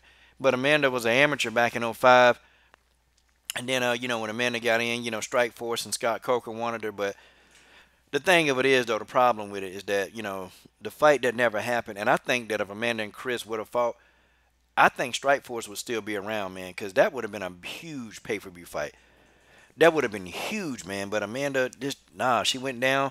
And see, the biggest thing that really ruined the whole, deal and her and the money thing with Chris in the beginning, when she dropped down and weighed and fought Alexis Davis and lost. That messed her up, man. And so now we got this virgin. Now we got the fight that should have happened back in 2011 when they was in Strike Force. See, this is the fight that should have happened. But I think Valentina was our best win. 2 times. You beat Valentina Shevchenko twice. It doesn't matter, man. That's a good win, okay? You beat the Bullet 2 times. Doing it once is good. But doing it the second time, you got to take your hat off to that. Whether I thought that Valentina won or not, it's irrelevant, okay? You have to literally take your hat off to Amanda Nunes for getting that done. You got to do it. And I think really pound for pound, I think Amanda Nunes' resume is probably one of the best, if not the best, okay? Like Amanda Nunes, pound for pound, got so many. Look, man, I mean, she beat up Julia Budd. She destroyed Ediane Gomez. And this, dude, Amanda Nunes got fighter after fighter on her resume, man. So we having a resume talk, and people were arguing, man, but Chris Cyborg is the GOAT. Yeah, Chris Cyborg has had more people duck her, okay? But if you look at resume and quality and, pound for pound, I think Amanda Nunes has a little bit of an edge on Cyborg. I don't think Amanda can beat Cyborg, but I think Amanda's resume is better, okay? I think pound for pound, and it's just the reason for that, too, is that the opportunities weren't there. Like, Chris would try to fight some of these girls, and they wouldn't do it, okay? Heck, Chris Cyborg and Amanda Nunes got people, they fought some of the same people on their resume. And see, people always get on Cyborg and say, well, she fighting all these small people, but that's it. That's who it was. It wasn't like there wasn't all these weight classes that people keep magically saying that Cyborg should have fought in. They weren't there. The weight classes weren't there, y'all. They were nowhere to be found. Like, you had to fight who you fight. It didn't matter if a person outweighed you by 20 or 30 pounds. If that's who it was to fight, then you had to fight. Okay? If that's who it was, you had to fight. That's just the way that is. That's just how that is. Okay? So you had to fight whoever they put in front of you. Like, you didn't have the option, I want to pick this person out. No, because that person was never there. So that's why Chris and Amanda had to fight some of the same people. That's why Chris fought bantamweights sometimes. That's why Amanda Nunes was fighting flyweights, because that's who it was. Okay? That's just who it was. Women's MMA is still young, y'all. This ain't been around for decades and decades, okay? Women's MMA is young as a sport. It's young. So it's going to take them a while to get all the divisions. Even it's going to take them a while to get a heavyweight women's division. Man, we probably about 5-10 years away from a women's heavyweight division.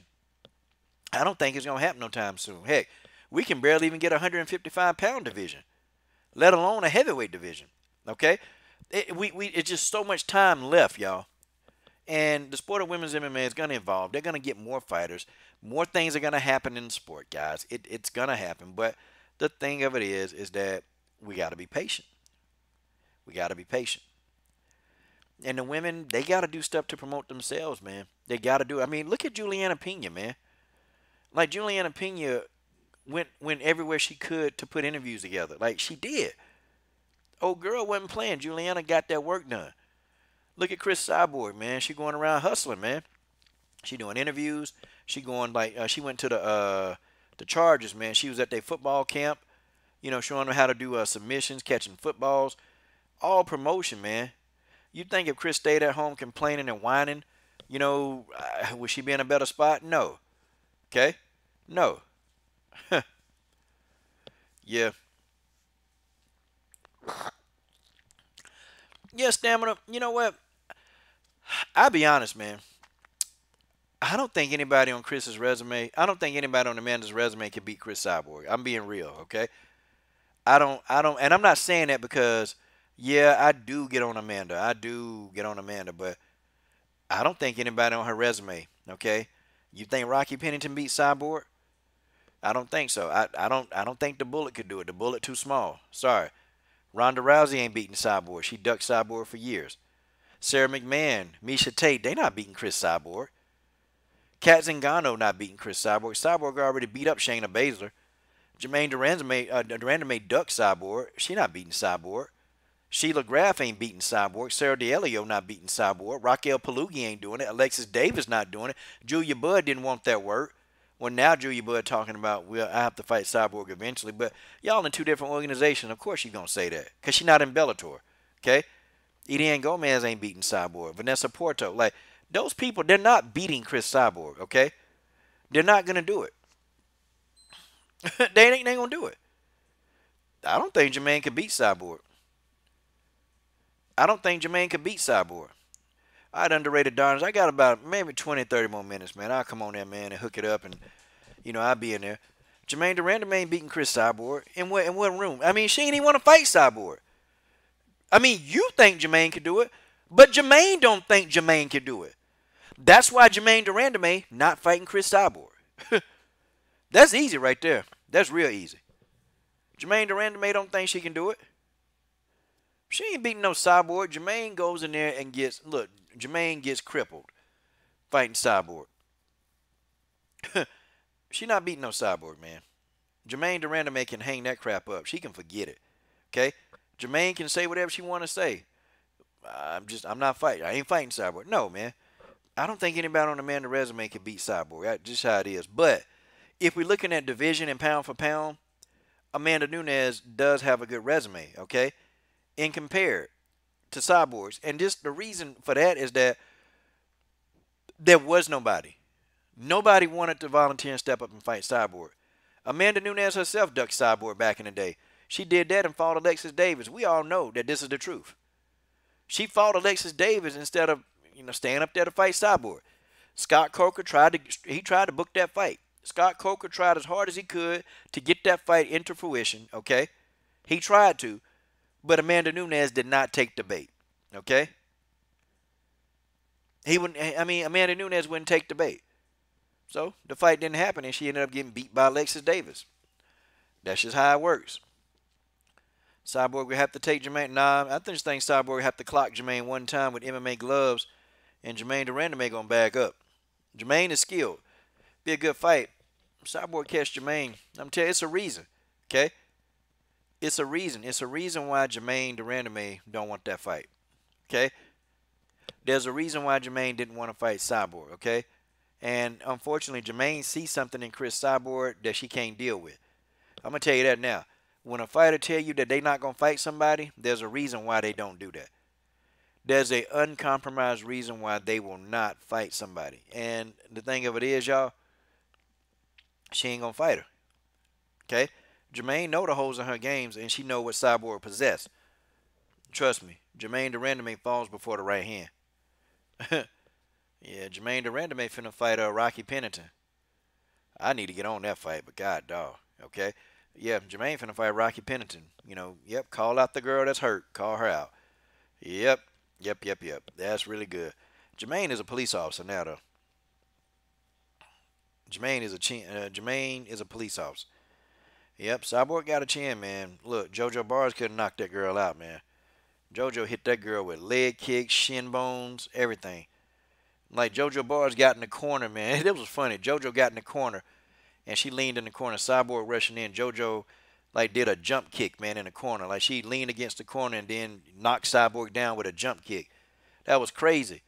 Chris Cyborg still got up, man. I said, God, dog, what is it gonna take? Man, look, Jermaine knocked out a dude, a reporter. Look, man, that guy wasn't no fighter. PCBH, come on, man, you gotta do your homework. That guy no fight. That guy was no fighter, man. That guy was a reporter. Okay, that guy was a reporter. That guy had no fight background whatsoever, man.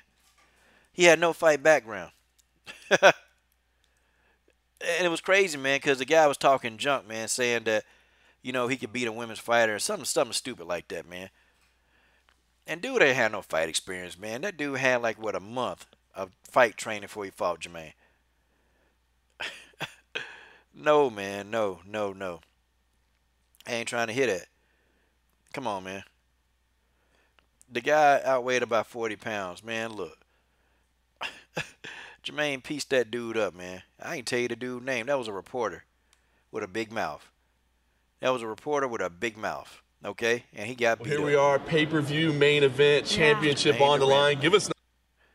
Okay, so now that guy don't count. Tell her to get in there and fight somebody with an amateur background. Okay, tell her to get in there and fight somebody with an amateur background. I guarantee. Nah, Amanda ain't been hit by Chris Cyborg, and most of those people, look, most of those people who Amanda who hit, trust me, most of those people who hit Amanda, they ain't been hit by Cyborg.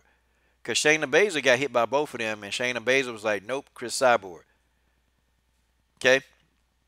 Chris Cyborg.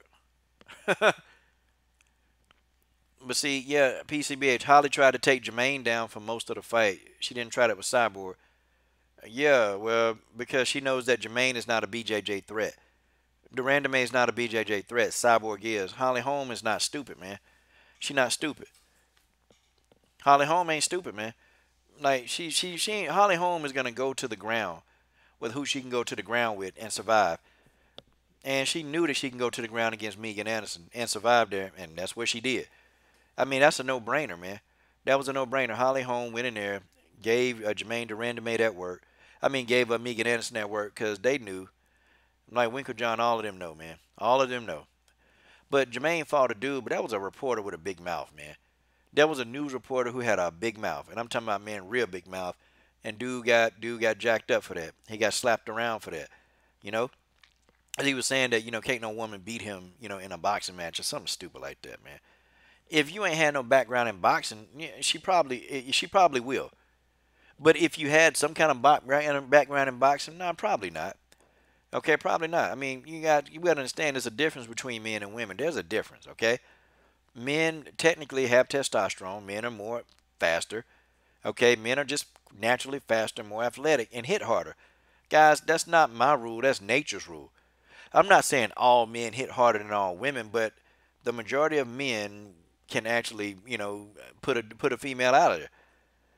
I mean, why you think there's not a lot of knockouts in women's MMA? Why you think there's not many Because women, they don't hit that hard. I mean, man, I got a whole data sheet, man, that Roger gave me, just showing me like knockouts. How the women don't get many knockouts. Like, women are not knockout artists, okay? People like Cyborg, they're just rare.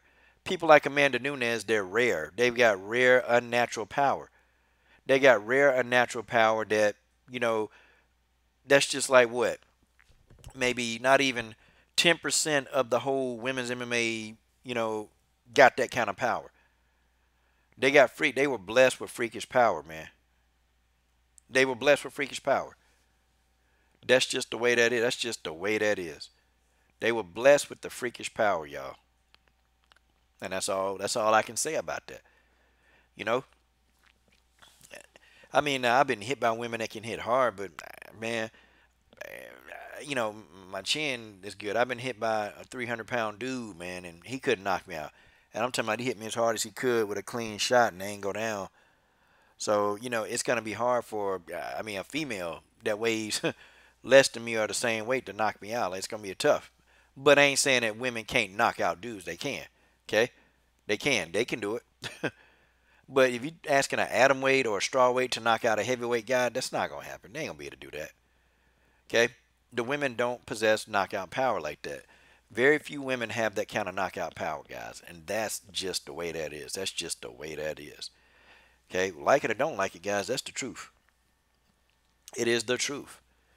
And, yeah. Yeah, man. Yeah. But shoot, man. I got about 10 more minutes, man. I'm going to roll on up out of here, man. I've been in here a long time. I just got to talking to y'all. And then we did that trivia. Then we did that trivia. Wow. Yeah, man. But I'll be interviewing Janice Gomez soon, guys. And all the super chats for the month will be going. We're going to put it on Janice's uniform and support any kind of other fees they have. And even if it goes over $200, guys, we're still going to support Janice Gomez. She's going to be here. She's going to be here. And Janice going to be doing the do, y'all. She's going to be doing the do. But about 10 more minutes, okay? Now, let me ask y'all, okay? Are there any kind of other live streams that you guys want me to touch on this channel? On the Mobcast, it's going to be intense, man. The Mobcast is going to be intense. But any other live streams that y'all want to touch on, like y'all want any topics that y'all want? And it can be any topic, within reason. Now we ain't talking about nothing crazy, but any topic. Because last week somebody asked me to talk about the symbolism in the UFC, the demonic symbolism. And I don't know if I can do that one. I don't know if I can do that because some people could get offended by that. And, on this channel, I'll offend, but not to the extent where, I alienate people. But on another, maybe I can. Maybe I can talk about it in another way, Something in my eye. Crystal clean is the man. All right. So any suggestions, guys? If I come on tomorrow, like what do you guys want to talk about? Okay, a boxing one. Okay. It's settled. A boxing one. I can do a boxing one, okay? Now, subsequent ones, guys, I can do other ones, okay? Boxing right now, Keith, the reason why I ain't been doing a lot of boxing streams because for what, man? It's the only thing going on is Tyson Fury and Deontay Wilder, and then everybody talking about how Eddie Hearn hating on the fight. I'm sick and tired of talking about Eddie Hearn and Anthony Joshua. I'm tired of talking about them, man. It's getting watered down, and I'm tired of talking about the fights that we're not going to get to see. Tired of talking about people. I'm tired of people defending Showtime Sean Porter. Okay, tired of people. Okay, GDR versus Valentina at 135 or Antonina. I think in an MMA octagon, I think Valentina beats GDR. And just straight up Muay Thai, I think that's a draw. GDR is undefeated in Muay Thai kickboxing. She undefeated. She's never been beat. Never been beat. Antonina, I think Antonina could beat GDR in Muay Thai. I think she could. It'll be tough, man. The only reason why I say that is because GDR is actually a lot bigger than Valentina. GDR is a lot bigger than Valentina, so it'll be tough for Valentina could hurt GDR and get some damage on her, but Jermaine Durandame tough, man. She real tough, and she got a chin of iron. No, Jermaine Durandame got a chin of gold. I'm talking about like her chin is that good. So I don't know, man. That'll be a tough fight. I think GDR could probably beat Valentina in a kickboxing Muay Thai atmosphere, but in an MMA octagon, I think Valentina beats GDR. I think Antonina got the enough power to deal with GDR in a Muay Thai matchup. I would love to see that fight, Antonina versus GDR, only because Antonina, that was her thing, Muay Thai.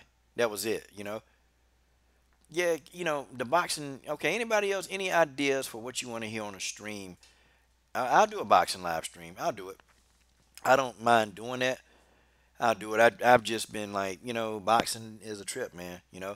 Now we got Terrence Crawford and Errol Spence Jr. It's These guys acting like, they don't want to get it in. And, man, you know what? And then you got people defending the best, not fighting the best, and saying that, oh, they need to let it marinate. Okay, future bouts, Ashley Evans Smith versus Jesse Rose Clark, Nina Anzarov versus Grasso, Marion future bouts. Okay, I can talk about them. Yeah, I can do that. Okay, that won't be so bad. Yeah, I think that'll be good. I can do that. And thank you to the body snatcher Keith Brown for putting into the Janice Gomez fund. Boy, we're gonna try to get that thing up there, y'all. We're gonna try to get it up there. And we're gonna put as much money in there, man, to get that logo on Janice. We're going to get a logo, y'all. I see my girl Genesis Green in the building, guys. Okay, guys, we are 10% of the way there. 10%, 20 of 200 is 10%. Okay, talk about Clark, Grasso, Reyno. Ness, as I talked about Grasso, I will, you know what, I'll cut the music for 1 second to interject. At the beginning of the live stream, this live stream about 3 hours, man. So, I can't expect nobody. They ain't even put timestamps on everything. So, man, ain't nobody finna come in here and watch this 3-hour telecast unless they driving somewhere and they got time. But ain't nobody gonna do that. So, I'll go back, Ness. What I talked about with Angela Hill is that Angela Hill is going around making well, she trying to allude to that Alexa Grasso is a hype job. That's what she's trying to do. And Angela Hill just have issues with everybody. You know what though? And I noticed something. Angela Hill, she talked junk a lot about a lot of pretty fighters. Have y'all noticed that? Well, Angela Hill talk about fighters who are a lot better off than where she is. And guys, I'm telling you, man, Angela Hill, and I picked up on this. Angela Hill don't have a good self-image. Okay, she don't. The only thing she could talk about is Mackenzie Dern butt. That's all she could talk about. And lo and behold, what kind of photographs is she taking? She taking butt photographs of the butt that she don't really have. But she want to talk about Mackenzie. See, let me tell you something about women, man. Women, when they talk about other women, and they say that it's something that they don't like about a woman, usually means that they actually think that it's good, but they're intimidated by it. Women will call another woman ugly, thinking that that woman actually is very attractive, but she don't want people to know that she's more attractive than her. Think about it. Angela Hill, she talks about fighters that look better than her or better, status-wise and financially. She always do that. And I'm telling you, man, I'm telling you, you know, I won't say all that, man. I don't care if she did or not, man. It's just the fact that, Angela Hill, she don't speak on issues, man. Angela Hill would much rather, do cosplay. If you ask Angela Hill about all these shootings, man, these police shootings of these unarmed black men, Angela Hill ain't gonna talk about that. Angela Hill would do a Demetrius Johnson and say, ain't gonna talk about it, Know the stuff going on. No, and you know what? They even discriminated against her when she tried to put on a Black Panther costume. You know, y'all, come on now. Come on. Y'all being a bit too graphic, man. But what I'm saying is that, I'm just putting it out there like she's making fun of people, okay? She's making fun of people. Like she's making fun of Mackenzie Dern butt, talking about it, and she always talking about the butt that she don't have. Like, I didn't say this. Angela Hill said this, okay? Angela Hill said this. Angela Hill she's she's worried about how she looks, okay? She's worried about how she looks. Nah, Ford, I'm not going to say that either because a real black woman, a butt don't make her. See, all that's just a stereotype, man. That's a stereotype. A butt don't make a black woman. It's attitude. But here's my thing, okay? Here's my thing. And I'm going to tell y'all this, okay? I'm going to tell you guys this. If you're going to make fun of somebody, okay? If you're going to talk about what somebody has, you should at least have it yourself. Like, she is doing, herself a service, man. And it's just stupid. She doing dumb stuff, man. She always talking about people, man. She always talking about people that's got what she don't have. Whether it be more money. She's talking about Cyborg. Cyborg got more money than her. Cyborg is a draw. Get over it, okay? And they think that it's funny. Ask Angela Overkill Hill. Ask her about, hey, Angela, what do you think about those people putting that bait truck up in Chicago? She probably wouldn't say nothing about that. Probably wouldn't say one thing. But she'll get online, talk about Cyborg, who she's trying to encourage terminally ill kids. And I think that's just the lowest of the low. I'm sorry. I can't even co-sign and like a fighter. I can't co-sign it. I can't co-sign a fighter doing stuff like that. Now, I understand if you're just making fun of Cyborg, but you're making fun of Cyborg while she's at, okay? While she's at. Seriously. While she's at a hospital trying to help terminally ill kids, okay? I can't co-sign it. And I love, you know what? I'm not anti everything else. I am pro-black. I love black people. I do. But I can't co-sign what she did. You know, you're making fun of somebody at a hospital that she's trying to say, she's trying to encourage terminally ill kids.